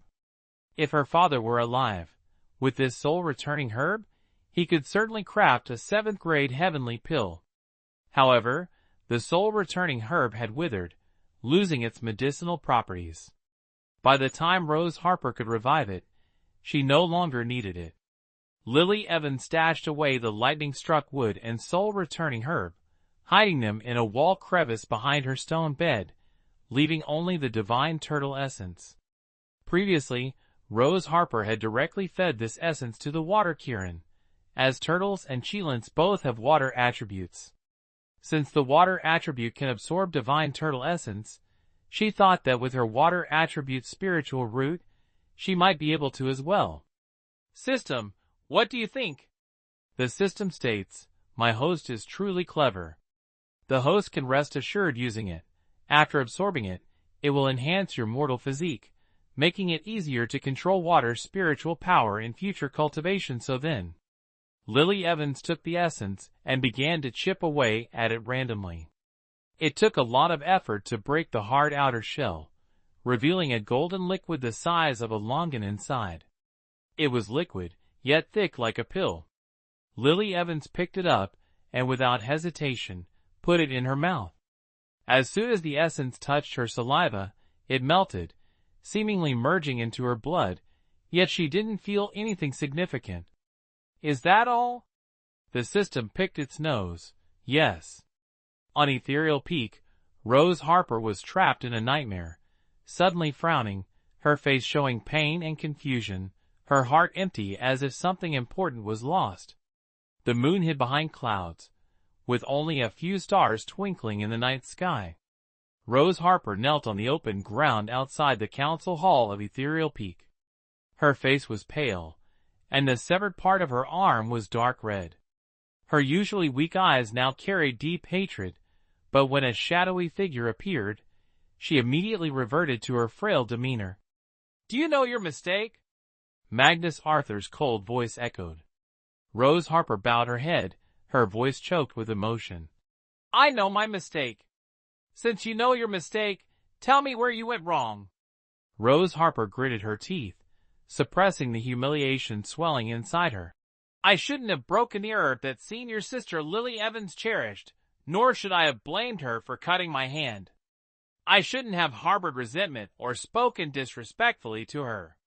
For such a trivial reason, her master had punished her by making her kneel outside the hall for 6 hours.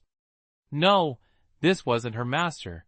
This was a nightmare, and everyone in the dream was a demon. All the injustices she suffered were because of Lily Evans. Why couldn't she just disappear? Rose Harper was so furious that she nearly ground her teeth to dust, but she dared not show it. If discovered, she would face even harsher torment. Magnus Arthur let out a cold snort, not bothering to look at her again. He waved his sleeve and left, not even telling Rose Harper when she could rise. Rose Harper couldn't remember how long she had been kneeling. She vaguely saw the eastern sky begin to lighten before she fainted. Chapter 13. The Nightmare Approaches. Ah! Rose Harper screamed as she awoke from the nightmare, still feeling a sharp pain in her knees even after waking.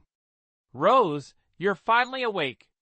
Magnus Arthur was both relieved and worried to see his beloved disciple finally conscious. Rose Harper's body trembled as she turned her head to look at him with fearful eyes. When she met his concerned gaze, she couldn't hold back any longer and clung tightly to Magnus Arthur's waist, sobbing. Master, I thought I'd never see you again. I was so scared. Magnus Arthur gently patted her back, soothing her tenderly. Rose, don't be afraid. Your master will always be by your side. Yes, this was her master, not the demon in her dream who only favored Lily Evans. Thinking of Lily Evans, a cold glint flashed in her eyes as she clung tightly to Magnus Arthur's arm. Master, what time is it now? Magnus Arthur gently stroked her frail back, his gaze softer than ever. It's just past noon. Noon? That minute had been more than an hour since she last awoke from the dream. The time in her dream seemed longer than when she was awake. In just half a day, she had been plagued by nightmares twice, totaling 2 hours, yet in the dream, it felt like she experienced everything for real. This was truly abnormal. It was indeed very unusual. Rose Harper had just woken up for about half an hour before she unconsciously fell into another nightmare. Initially, Magnus Arthur thought his beloved disciple was simply exhausted from the incident with Snow Anderson, leading to the nightmares. However, the situation was not as simple as he had thought. Every time Rose Harper woke up, her complexion grew paler.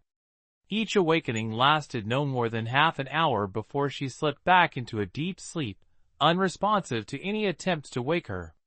As night fell, Rose Harper awoke in a panic, only to faint once more.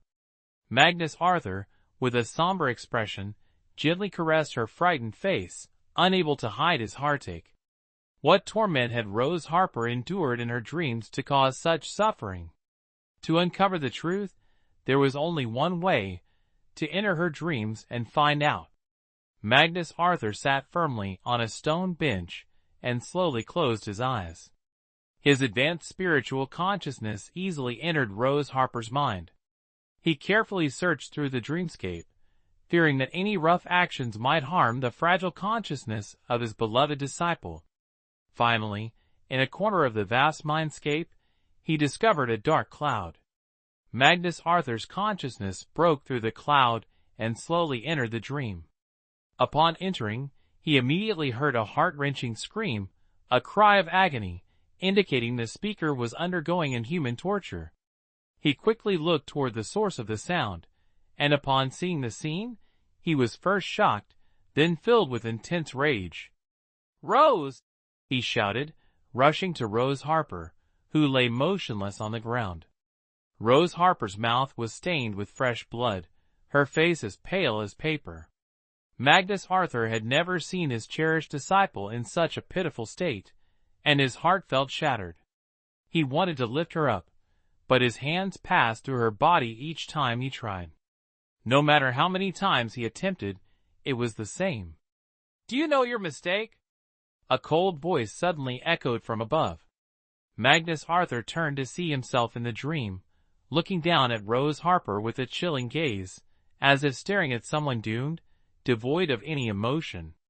Magnus Arthur was stunned. This couldn't be him. How could he look at Rose with such terrifying eyes? Rose Harper's body trembled, and she spat out more blood. "I am asking you." The dream Magnus Arthur spoke again, his voice particularly menacing. "Humph." Rose Harper let out a cold laugh, turning her head away in disgust. "I do not know what mistake I made to anger you so, master." In his dream, Magnus Arthur frowned, displeased with her answer, and with a flick of his sleeve, mercilessly sent Rose Harper flying. Rose Harper was suddenly lifted into the air, and then fell heavily to the ground. Magnus Arthur was furious. How could his beloved Rose suffer such humiliation, especially at his own hands in a dream? Currently, he was like a ghost, able only to watch anxiously, unable to help. "I've told you, in front of your senior sister, you must be cautious with your words and actions. Why don't you ever listen?" he said, appearing very troubled. Rose Harper trembled as she lifted her head. "Is it because of her again? Lily Evans stole my opportunity. Doesn't the master know? So what?" Magnus Arthur replied indifferently. Rose Harper couldn't believe this demon could say such things. He surely knew how important opportunities were for cultivators, yet to protect Lily Evans, he would bully her to this extent. Rose Harper was filled with hatred. Even though it was just a dream, she wished for Lily Evans to disappear before her eyes, hoping to shatter the demon's soul in the dream. "My senior sister stole my opportunity. Why can't I stab her with a sword? Why does everyone want to protect her?" In his spirit state, Magnus Arthur was stunned by the strangely familiar scene before him. This scene was very much like the day he had seized Lily Evans's life artifact, only now Lily Evans was replaced by Rose Harper. Back then, he had destroyed Lily Evans's Danteon and mercilessly cast her aside at Eternal Summit. Yet now, seeing Rose Harper wounded before him, he couldn't contain the anger in his heart. This was the Rose he cherished deeply, yet she was beaten to the point of coughing blood. Even if it was himself in the dream who did it, he couldn't forgive it. "Magnus, why waste words on her?" The nine-tailed fox, Snow Anderson, suddenly spoke, looking at Rose Harper with disdain, as if she were a dead dog. "From the first day I met you, I warned you not to dream of harming the master. Did you take my words as mere wind? If that's the case, I can only act. Throwing you to the demonic cultivators. You dare." Rose Harper was terrified. Snow Anderson smiled wickedly. "Whether I dare or not, you'll find out soon." With that, he truly moved towards Rose Harper, grabbed her by the collar, and flew out of the Infinity Sect with her. Magnus Arthur followed closely behind, but no matter how he attacked, he couldn't harm Snow Anderson. Before long, they arrived at the border of the demonic abyss. Snow Anderson, without hesitation, threw Rose Harper in. Dozens of demon cultivators trembled under the pressure of the divine beast, unable to flee in time. Snow Anderson wasn't there to eliminate the demons, so he didn't attack them. He hovered in the air, coldly speaking down to them. "This woman is yours to play with as you wish." The ugly demon cultivators hesitated for a moment, but seeing that Snow Anderson truly had no intention of killing them, they confidently dragged Rose Harper away. "Let me go. My master is Magnus Arthur. If he finds out, he won't let you off." Rose Harper struggled with all her might, but it was in vain. On the other side, Magnus Arthur, filled with worry, could do nothing but watch helplessly as Rose Harper's clothes were torn apart. In his despair, a sudden idea struck him, and he quickly left the dream. Chapter 14. Danger approaches. Magnus Arthur abruptly opened his eyes. Rose Harper was still slumped over the stone table, her face pale and nearly distorted. Even with her eyes closed, her pain, fear, and hatred were evident. Magnus Arthur grabbed her shoulders and shook her vigorously. "Rose, wake up! You're dreaming! Wake up! Wake up!" His voice, charged with spiritual energy, traveled through Rose Harper's ears and consciousness, reaching directly into her dream. In her desperate struggle, Rose Harper heard his voice, and a glimmer of hope flashed in her despairing eyes. In the dream, just waking up would end this humiliation, and she wanted to wake up. However, she couldn't wake up. Her clothes were torn to shreds by the demon cultivators, dozens of hands sliding over her skin. She felt like she was falling into a bottomless pool, her body endlessly sinking and floating in the water, over and over again. She wanted to escape but couldn't. No one came to save her, and she couldn't save herself until she fell into the abyss. Magnus Arthur called out to her for a long time, but an hour passed, and she didn't wake up. 2 hours passed, and she still didn't wake up. Magnus Arthur thought of the final scene in the dream. His heart felt as if it were being torn apart, his gaze filled with rage, wanting to tear those demon cultivators to pieces. Not only them, but also Snow Anderson, that beast. How dare he, and himself? How could he be so heartless to harm someone as fragile as Rose? This dream was so long that Rose Harper had her spiritual energy drained by a ghost, causing her cultivation to decrease, her foundation to be damaged, and eventually turning her into an old woman with no cultivation left, her hair white as snow. Morning came, but Rose Harper still hadn't woken up, and the scene in her dream had completely changed.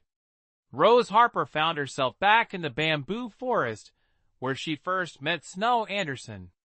In reality, Magnus Arthur summoned his first disciple, Thuy Tien Harper. Although Thuy Tien was his disciple, Magnus felt this disciple was very mysterious. Like Magnus Arthur, Thuy Tien Harper also sent his consciousness into Rose Harper's dream and saw her being humiliated by her master, senior brother, and closest spirit beast, which made him feel uneasy. Logically, they treated her like family in reality, so it was strange for her to dream of something completely opposite. In the dream, the beloved one turned out to be Lily Evans, whereas in reality, Lily Evans was inferior to Rose Harper in every way, despised by the master, betrayed by the spirit beast, and even had her Danteon destroyed. Thuy Tien Harper was certain that Rose Harper's condition was very unstable, and someone must have used a secret technique to cause her continuous nightmares. After leaving, he shared his thoughts with Magnus Arthur. Magnus Arthur tried to maintain his composure, but inside, he was troubled. The first person he thought of was Lily Evans. Although there was no evidence, he was convinced that she was involved in all this. First, Snow Anderson was poisoned, and then Rose was hit by a secret technique. Besides Lily Evans, no one else in this sect had a greater motive. Time passed slowly, and Rose Harper showed no signs of waking up all day. By the afternoon of the next day, Rose Harper was still trapped in her nightmare. Snow Anderson, who had been tormented by itching powder for 3 days and nights, finally recovered. Moments ago, he had been scratching himself raw, but suddenly, the itch vanished without a trace, leaving only the pain from his damaged skin. This pain was insignificant to Snow Anderson. A single spirit-replenishing pill restored his spiritual energy and quickly healed his external injuries. Just thinking about the relentless itching for 3 days made Snow Anderson fearful, not wanting to endure such suffering again. After waiting at Rose Harper's dwelling without seeing her return, he got up and went straight to Magnus Arthur's abode. Upon entering, he indeed found Rose Harper sitting on a stone chair, with her master and senior brother keeping watch beside her. Snow Anderson felt something was amiss, always sensing that the state of the three was peculiar. Magnus Arthur looked at him, his gaze turning dangerous. In the dream, he saw Rose being tormented by a ghost, and even though he knew Snow Anderson hadn't done it in reality, he couldn't suppress his anger. "Are you done?" Then White asked calmly, showing no emotion. Snow Anderson nodded, offering no explanation, and looked at Rose Harper with suspicion, asking, "What's wrong with Rose?" Then White explained, "Rose is haunted by nightmares." "Nightmares?" Snow Anderson frowned, wondering why the nightmares came so suddenly. "How long has this been happening?" 2 days, Magnus Arthur replied. Rose arrived at his abode around the hour of the snake the day before, and since then, she has been in a deep sleep there. 2 days? Isn't that the second day after I was poisoned? Snow Anderson pondered. Suddenly poisoned for no apparent reason, recovering on the third day. Could Rose's nightmares be related? Rose met with Lily Evans on the morning of the second day after I was poisoned, Snow Anderson suddenly said. What did you say? Magnus Arthur was astonished. He knew Rose couldn't just have nightmares out of nowhere. Initially, there was no evidence to prove Lily Evans was involved, but now he was sure. If Rose had met with Lily Evans, these nightmares must be connected to her. Lily Evans had been living comfortably these past few days. Without any annoying disturbances, the system occasionally entertained her, and she even managed to seize Rose Harper's opportunity. Since Rose Harper arrived at Infinity Sect, she had never felt so at ease. Perhaps it was due to consuming the Divine Turtle's essence. She clearly felt more energetic, climbing mountains without back pain or fatigue, and even her sleep quality improved. While Lily Evans was chatting with the system, her abode suddenly shook, with pieces of rock falling around her. Oh dear, could it be an earthquake? Master, quickly get outside. The system urged anxiously. Lily Evans had no idea what was happening and hurried outside to check. As soon as she exited, she felt an overwhelming fury, the powerful pressure of a great cultivator descending mercilessly. Before Lily Evans could react, a thunderous boom sounded, and the pressure slammed her to the ground.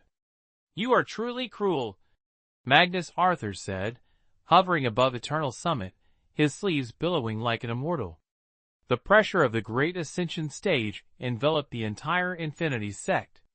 Even though he was above Eternal Summit, his voice echoed throughout the sect. The disciples and peak lords all emerged to look towards Eternal Summit. Why is Magnus so furious? Do you even need to ask? It's probably Lily Evans causing trouble again. True, isn't she the only one at Eternal Summit? What exactly did she do to make Magnus so angry? Her? She probably foolishly bullied junior sister Rose again. Serves her right. Magnus Arthur exerted pressure on Lily Evans, but his anger remained unabated. He wanted to inflict all the suffering Rose had endured onto her. Speak, what have you done to Rose?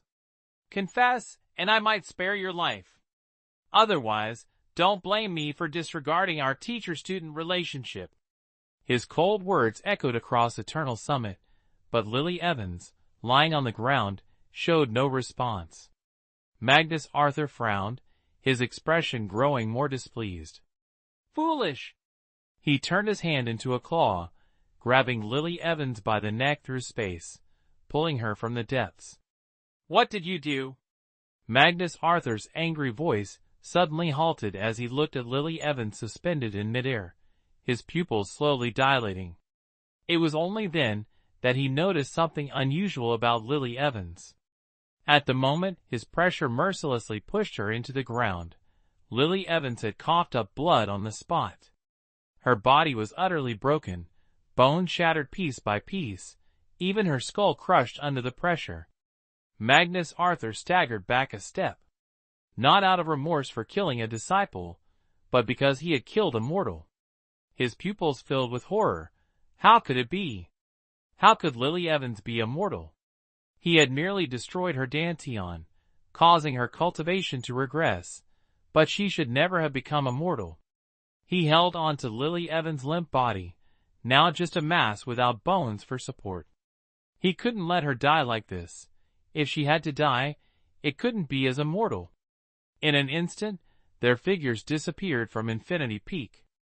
As for Lily Evans, she was truly dead, her body completely lifeless. Lily Evans' spirit was furious, wanting to curse. She never expected her master to be so heartless, killing her on the spot without clarifying the truth.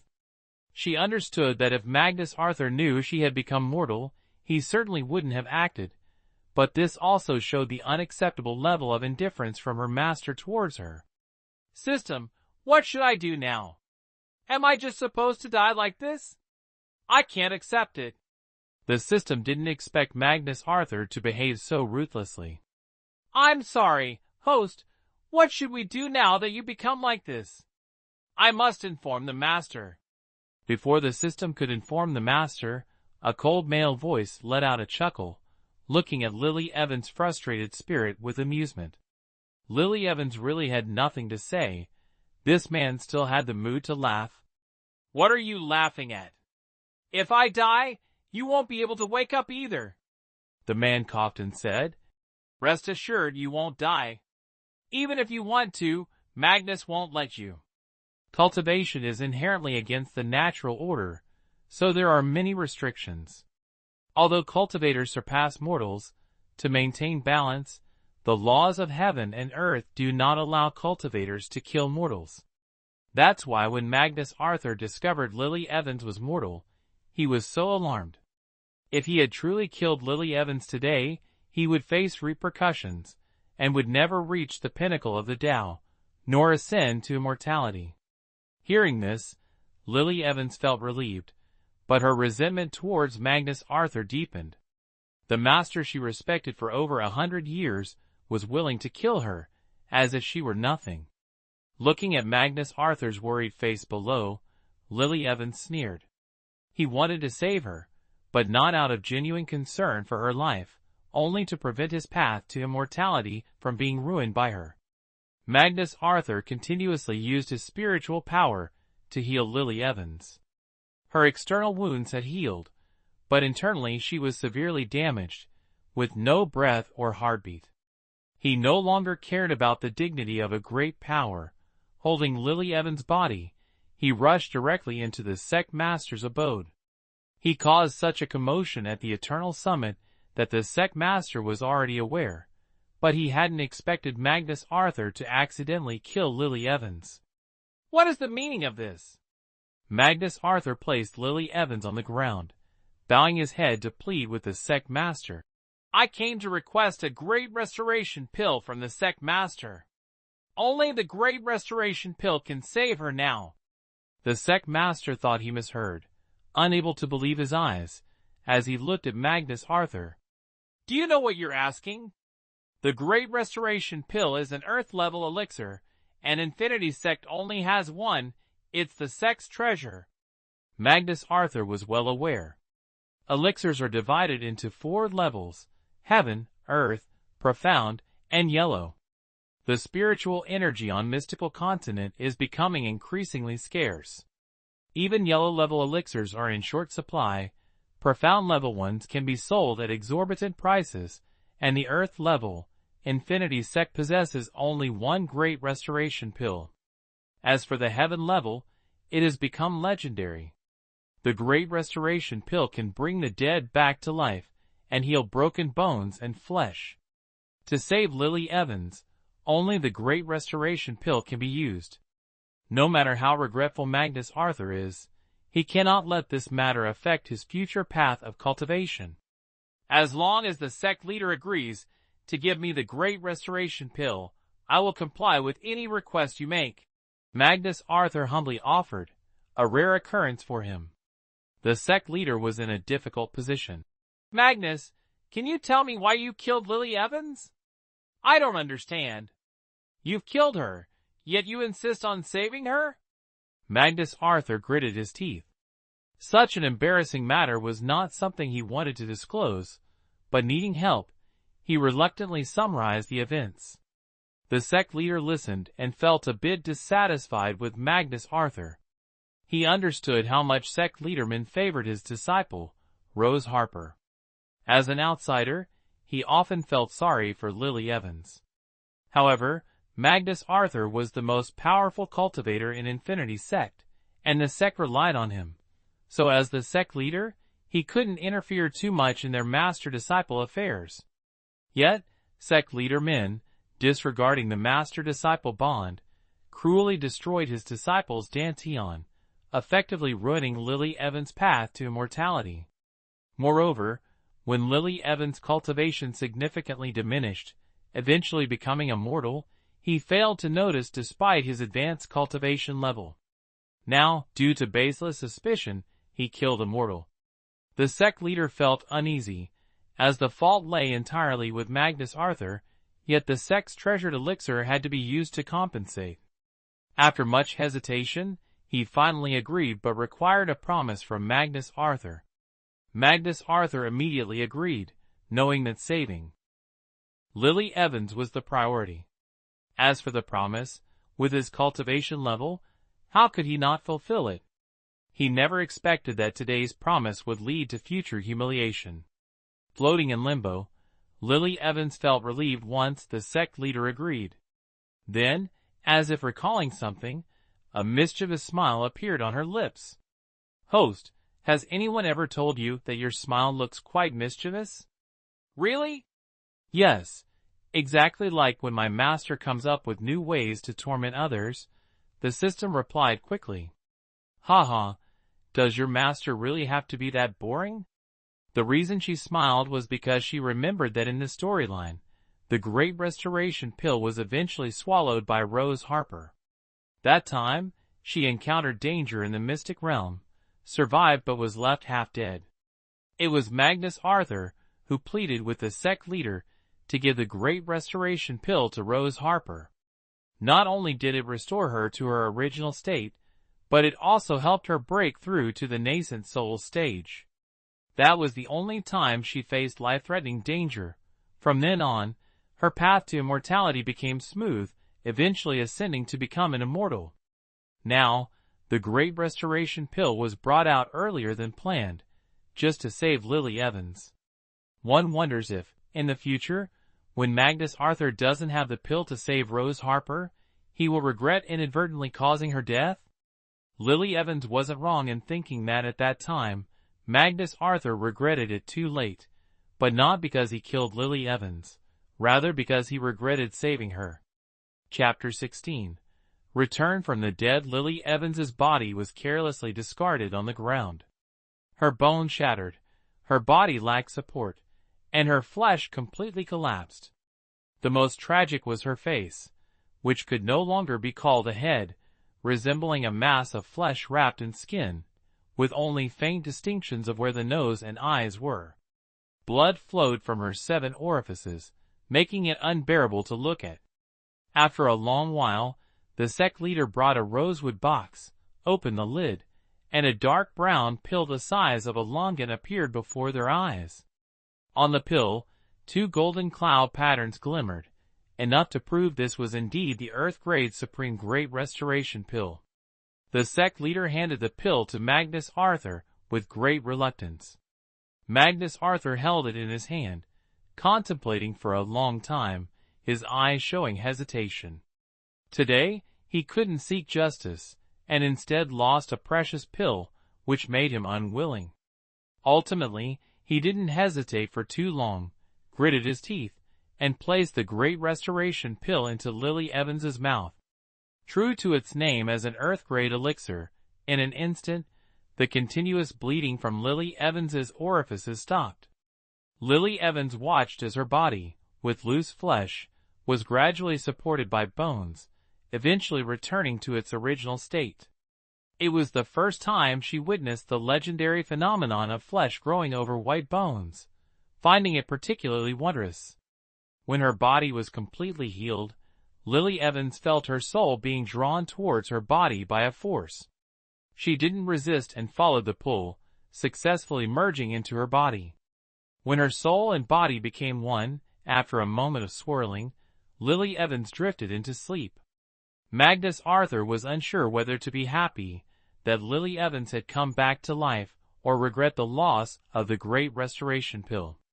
"Since Lily Evans has recovered, you should take her back," the sect leader said. Magnus Arthur frowned.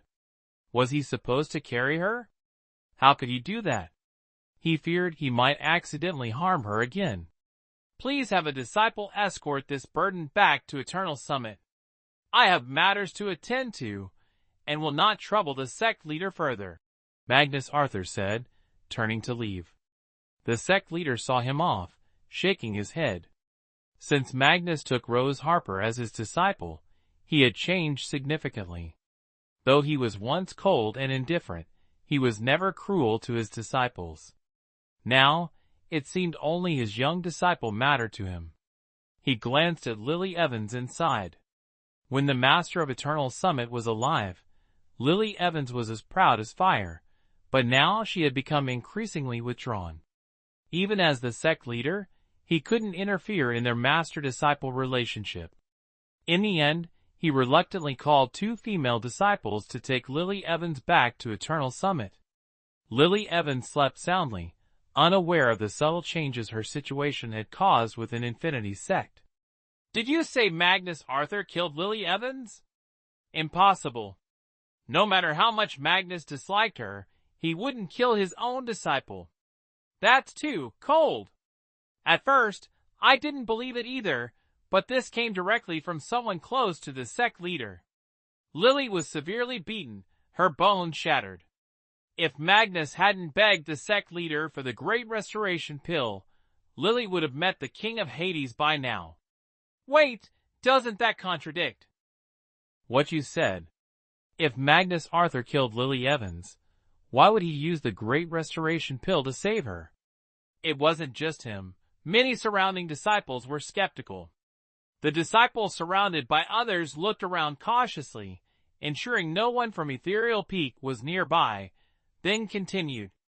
"Do you remember when Magnus stood up for junior sister Rose Harper, went to Eternal Summit, destroyed Lily Evans's Danteon, and took her life-bound artifact?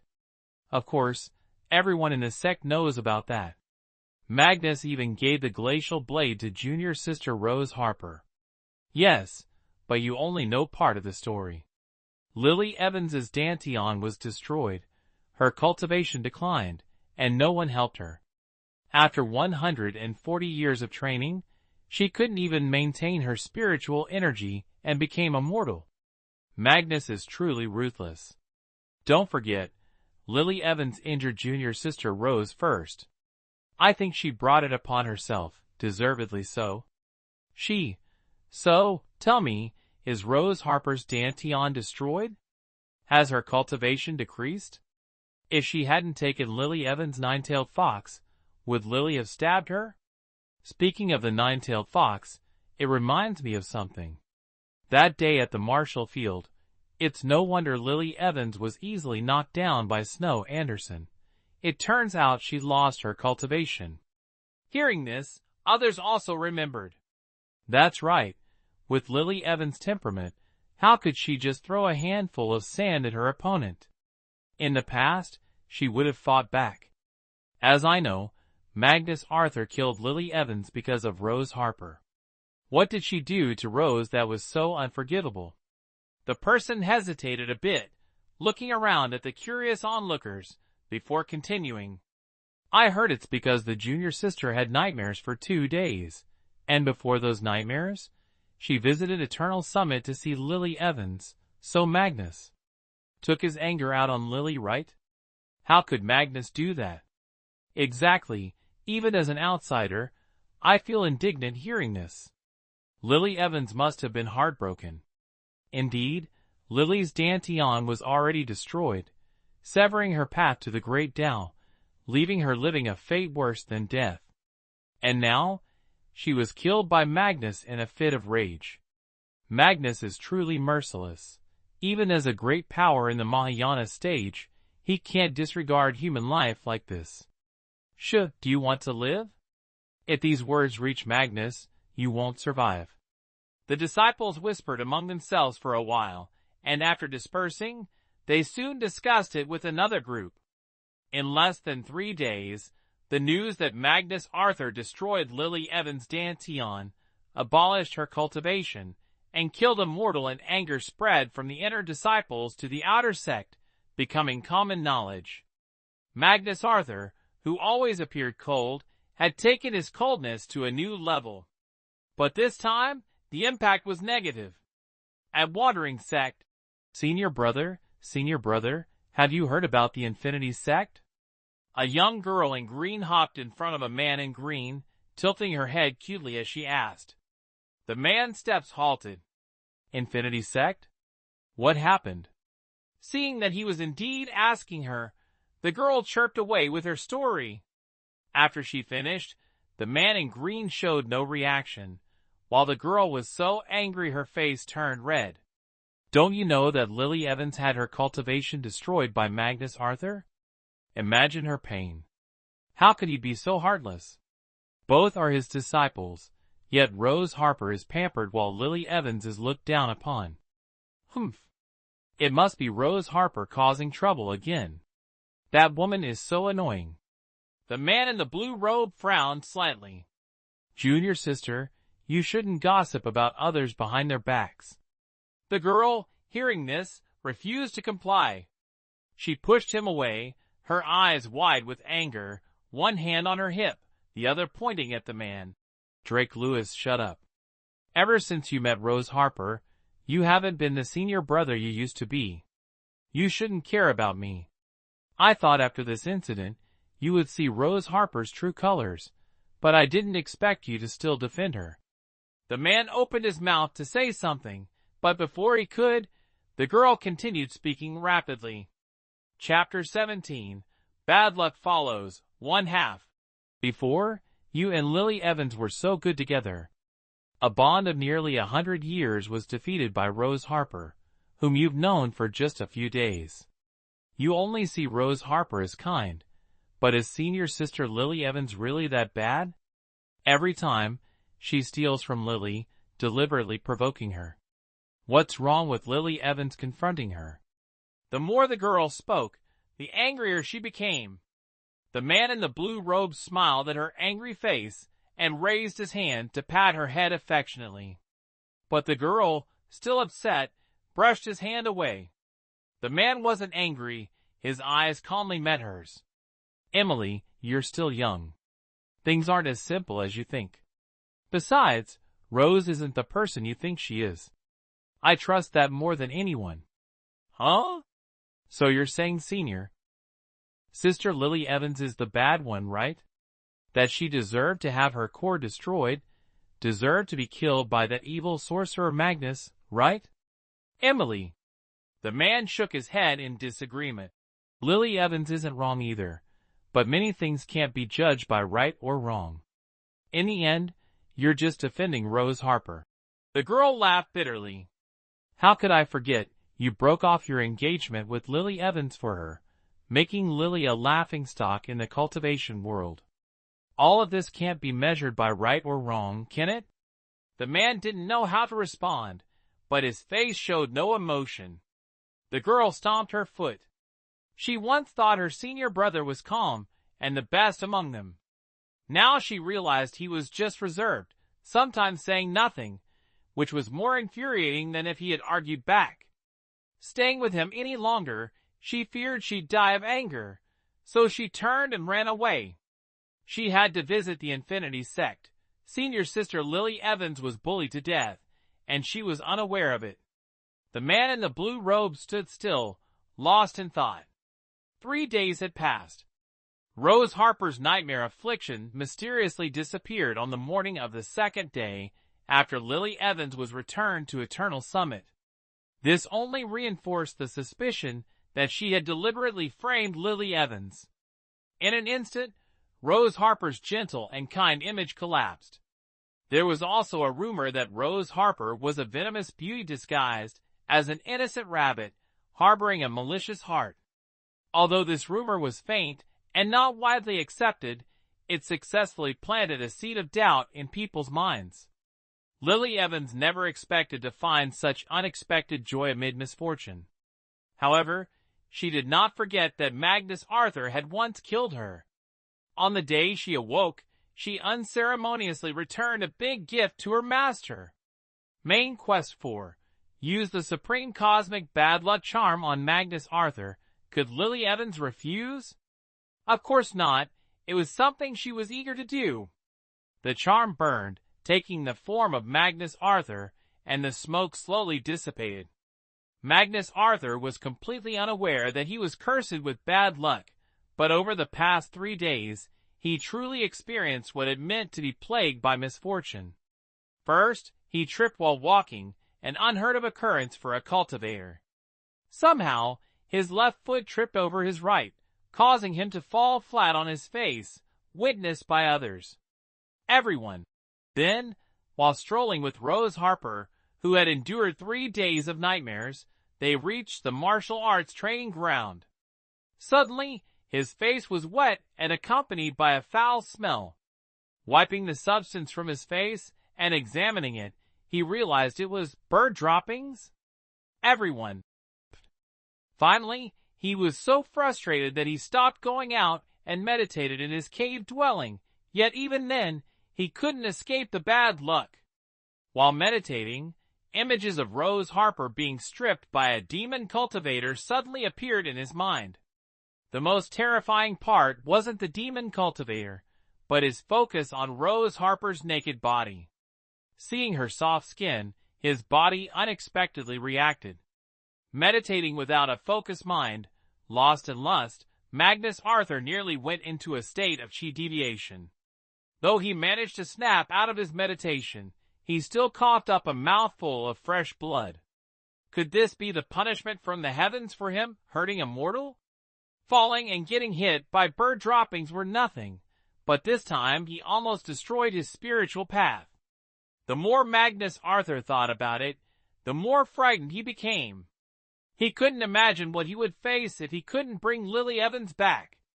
Lily Evans had no idea that Magnus Arthur attributed the effects of the bad luck charm to heavenly punishment. If she knew, she would be very pleased with this outcome. Being tricked without knowing and having to obediently accept the punishment felt incredibly satisfying. That day, Lily Evans was pretending to be sick in bed. Since waking up, feigning weakness had become her daily task. She watched people bring food and water to check on her, and after they left, she would embellish the stories so that everyone knew. By noon, footsteps were indeed heard outside the cave. Lily Evans quickly laid down and coughed softly. The person entered, placed the food box on the stone table, and hurried over to help her rub her back. "Lily Evans, how are you? If there's anything wrong, tell me. I have plenty of elixirs here," Emily said, taking out a storage pouch and pouring out a pile of bottles onto the bed. "You are? Emily?" Lily Evans asked in surprise, meeting the clear, concerned eyes. "It's me." The girl's large, round eyes immediately curved like a crescent moon, extremely adorable. Seeing her, Lily Evans felt both happy and distressed. Not for any other reason, but because the girl in front of her was one of the few who always stood by her side. Her name was Emily Smith, the only daughter of Ethan Smith, the leader of the wandering sect.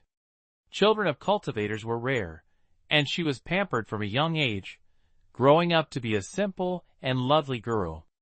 It was such an innocent girl who, when everyone was captivated by Rose Harper's gentle appearance, insisted on protecting Lily Evans. She even dared to confront her senior brother, Drake Lewis, to defend Lily Evans. In the storyline, after Lily died, Emily Smith once sought Rose Harper for revenge, but of course, it didn't succeed. She was severely injured by the nine-tailed fox, causing her cultivation to regress. Afterward, Drake Lewis took her back to the wandering sect, and Ethan Smith was furious. From then on, wandering sect and infinity sect became enemies. Rose Harper had such immense luck that anyone who opposed her met a bad end. Wandering sect was a top sect on the mystical continent and the strongest sword sect, but it lost to infinity sect and eventually became a third-rate sect. Suddenly encountering Emily Smith, Lily Evans felt a mix of emotions. In her past life, Emily's cultivation stagnated because of her, but in this life, she was determined to protect Emily and keep her safe.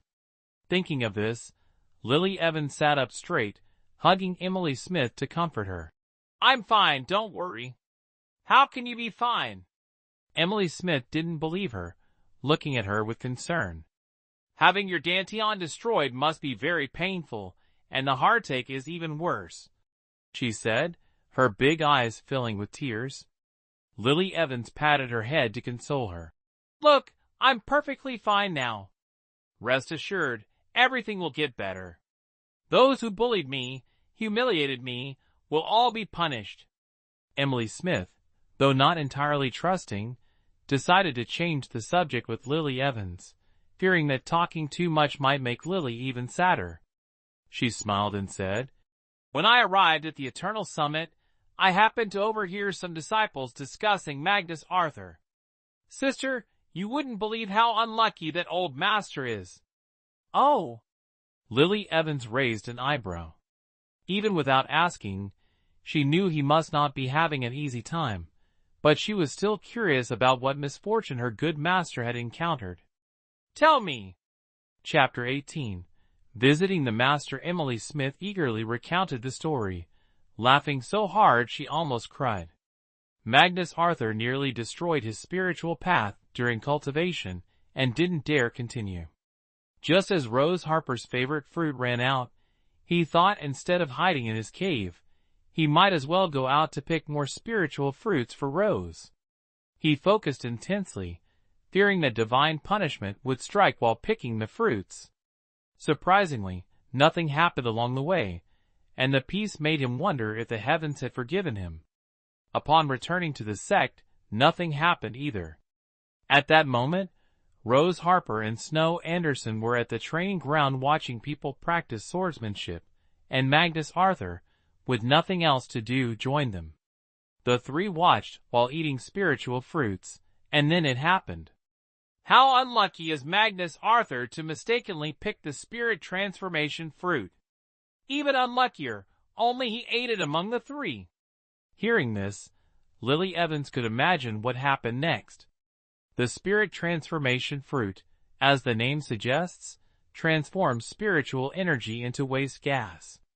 Its appearance is very similar to the spirit cleansing fruit, which Rose Harper particularly likes. Magnus Arthur must have mistaken the spirit transformation fruit for the spirit cleansing fruit and picked it. Those who eat the spirit transformation fruit will have their spiritual energy turned into waste gas, which is one thing, but the path of the gas is rather. Ha ha ha, he farted nonstop in front of thousands of people, and even when he left, he continued to fart all the way, ha ha ha. This is a story with a stench. However, Lily Evans felt strangely happy, thinking about her master's once great reputation, now almost entirely ruined. As Lily Evans expected, in less than 7 days, Magnus Arthur transformed from a revered figure into a laughingstock. Tripping while walking, getting hit by bird droppings, mistakenly eating the spirit transformation fruit and farting, none of these seemed like things that could happen to a great master.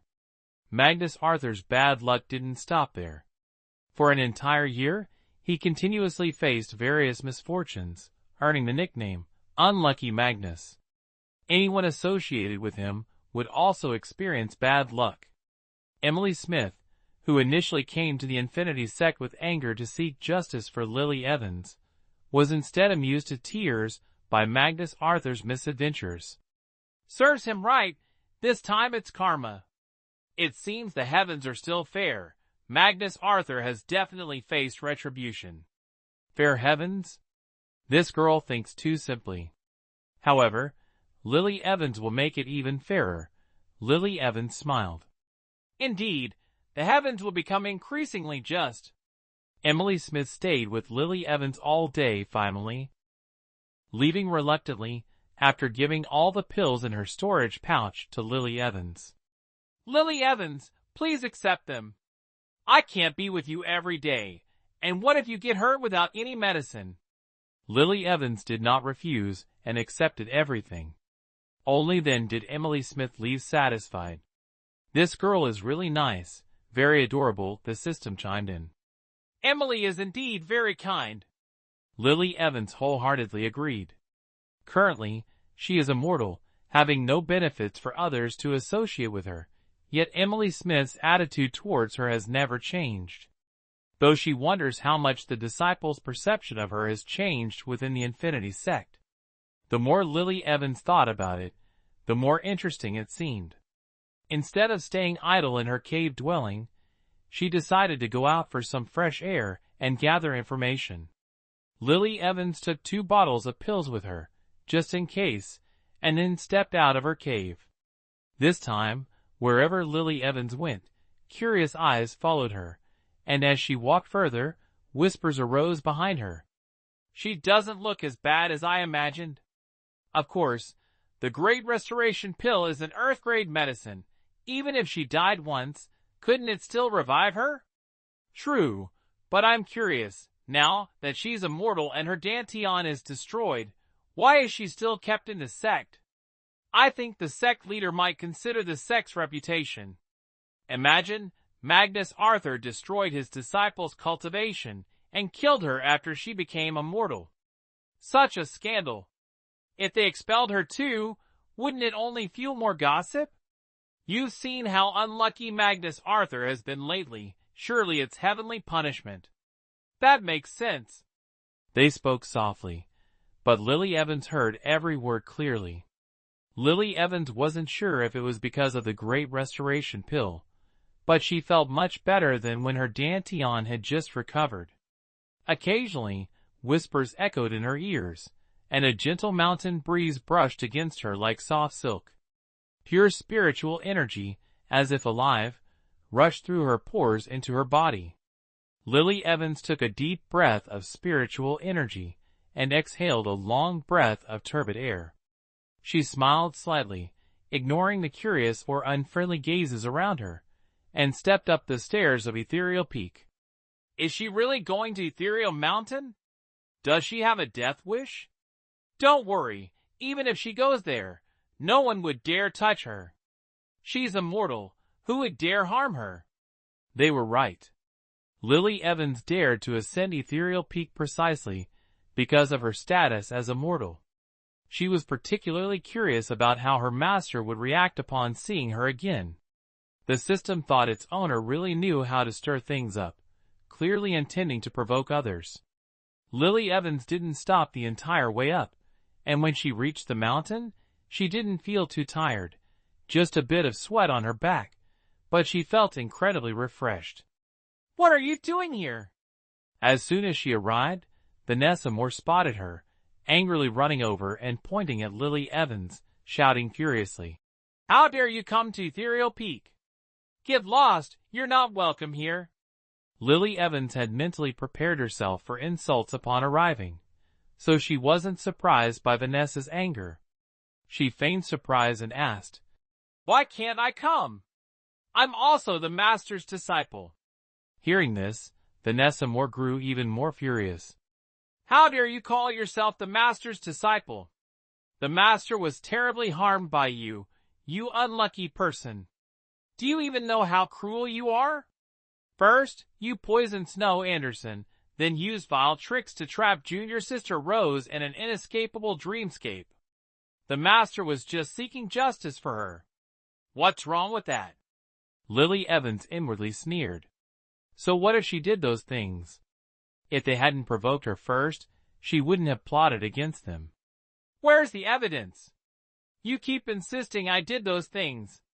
Let me ask you, as a mortal, how could I poison a 9-tailed fox at the nascent soul stage or trap junior sister Rose Harper at the foundation establishment stage in a dreamscape?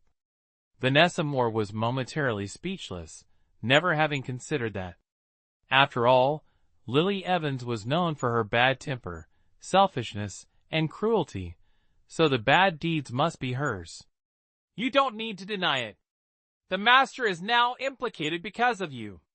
Leave, Ethereal Peak doesn't welcome you. Lily Evans's expression turned cold. She didn't mind explaining to fools, but she wouldn't tolerate being continuously insulted by them. Vanessa Moore, do you know who you are? Even if I've become immortal, I'm still the Master's direct disciple, while you're just an inner disciple.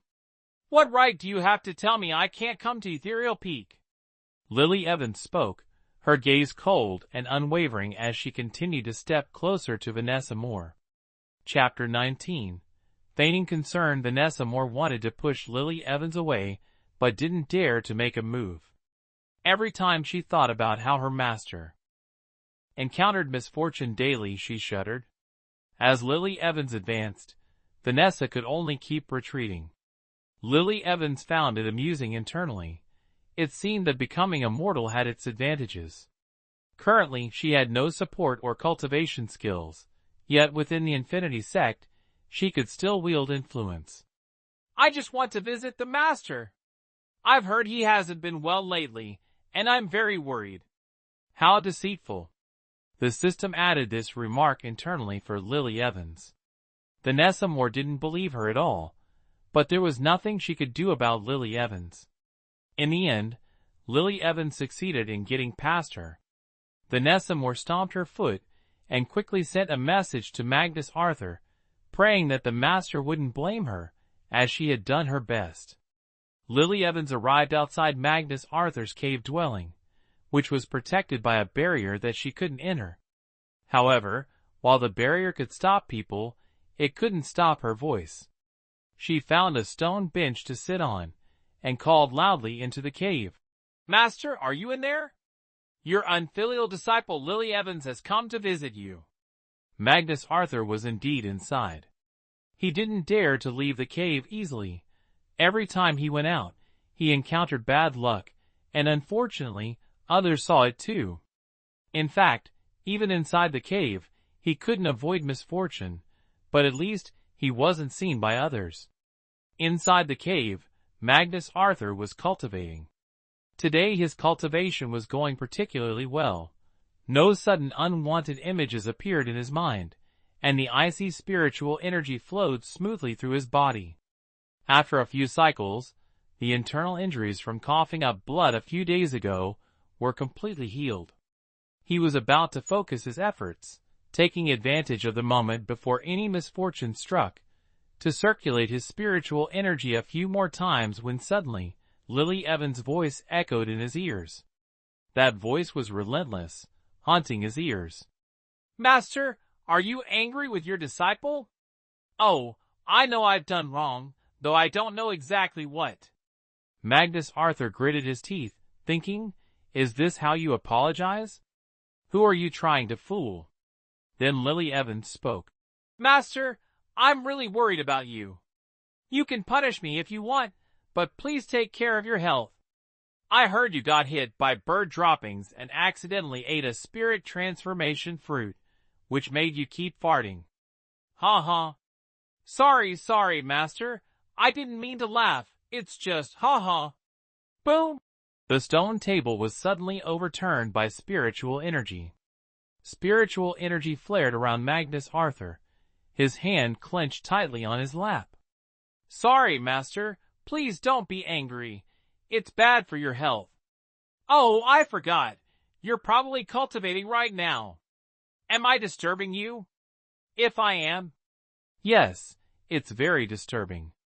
Hurry up and return to your eternal summit. Magnus Arthur was eager for Lily Evans to leave quickly. He only heard the sound of footsteps rustling outside the cave. Magnus Arthur's tense body finally relaxed. Great, that troublesome disciple finally left. Did Lily Evans really leave the cave? Of course not.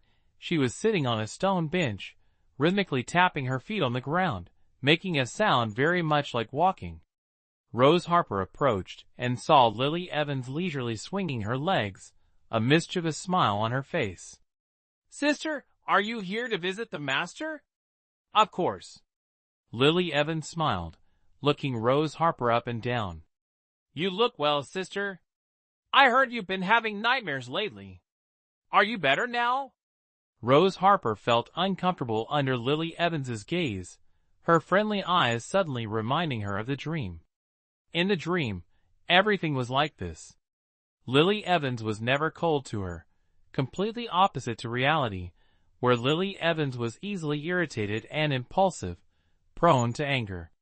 But it was that gentle sister who ultimately harmed her, leading to her being thrown into the demonic abyss by Snow Anderson, where she died, absorbed by the demon cultivators. Rose Harper clenched her fists, her pearly white nails digging into her palms, stimulating her nerves. Ha ha, I'm much better now, no need for you to worry. How could that be? Lily Evans stood up, gently patting Rose Harper's slender shoulder. "You're my junior sister, and I'm your senior sister, so it's natural for me to care about you.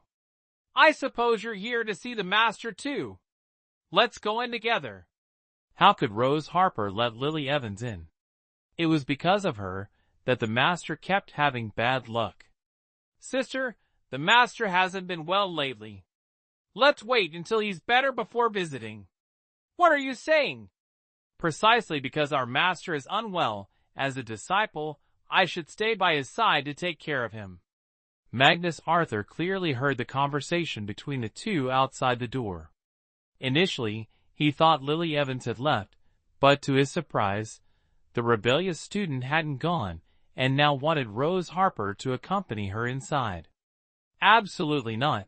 He feared he might lose his temper and harm her. The two outside were arguing when they suddenly felt a surge of spiritual energy. Waves of spiritual energy emanated from the cave dwelling, pushing Lily Evans and Rose Harper away. "I'm cultivating. You two should return to your own dwellings. There is no need for attendance here." Having said this, Lily Evans couldn't insist further. Her goal of provoking him today had been achieved. One must know their limits and not push too far. "Sister Rose, why are you still standing there? Let's go. Don't disrupt the master's cultivation." After saying this, Lily Evans turned and left without hesitation. This action left Magnus Arthur fuming with anger. Lily Evans, feeling pleased, slowly walked outside. Vanessa Moore was still waiting outside. Seeing her, she first looked surprised, then smiled maliciously. "Out so quickly? I told you the master didn't want to see you. Being kicked out serves you right." Lily Evans felt helpless. Why do some people love to imagine things? Did she look like someone who had been kicked out? However, Lily Evans didn't intend to explain. It's impolite to shatter someone else's illusions, so she let her continue daydreaming. "You're absolutely right. The master is very angry, extremely angry, so I should just return to Eternal Summit." Let her good master continue to be angry. "Being scolded by the master is your own doing, serves you right." Yes, serves right. Though it's unclear who will ultimately deserve it. Lily Evans came and went quickly, leaving Ethereal Peak in no time. As she descended the mountain, her expression changed immediately, her brows furrowed, and her face filled with worry as she retraced her steps back to Eternal Summit. She left behind a sorrowful figure for those behind her. Could it be that Sister Lily Evans was scolded by Magnus again? It seems likely. Otherwise, with Sister Lily Evans' proud nature, how could she show such an expression? Theo Magnus, Lily Evans brought it upon herself. He was filled with anger, and it would be surprising if he could have a pleasant expression around her. What are you saying? Is it wrong for her to visit Magnus on her own initiative? If she didn't go, that would be ungrateful.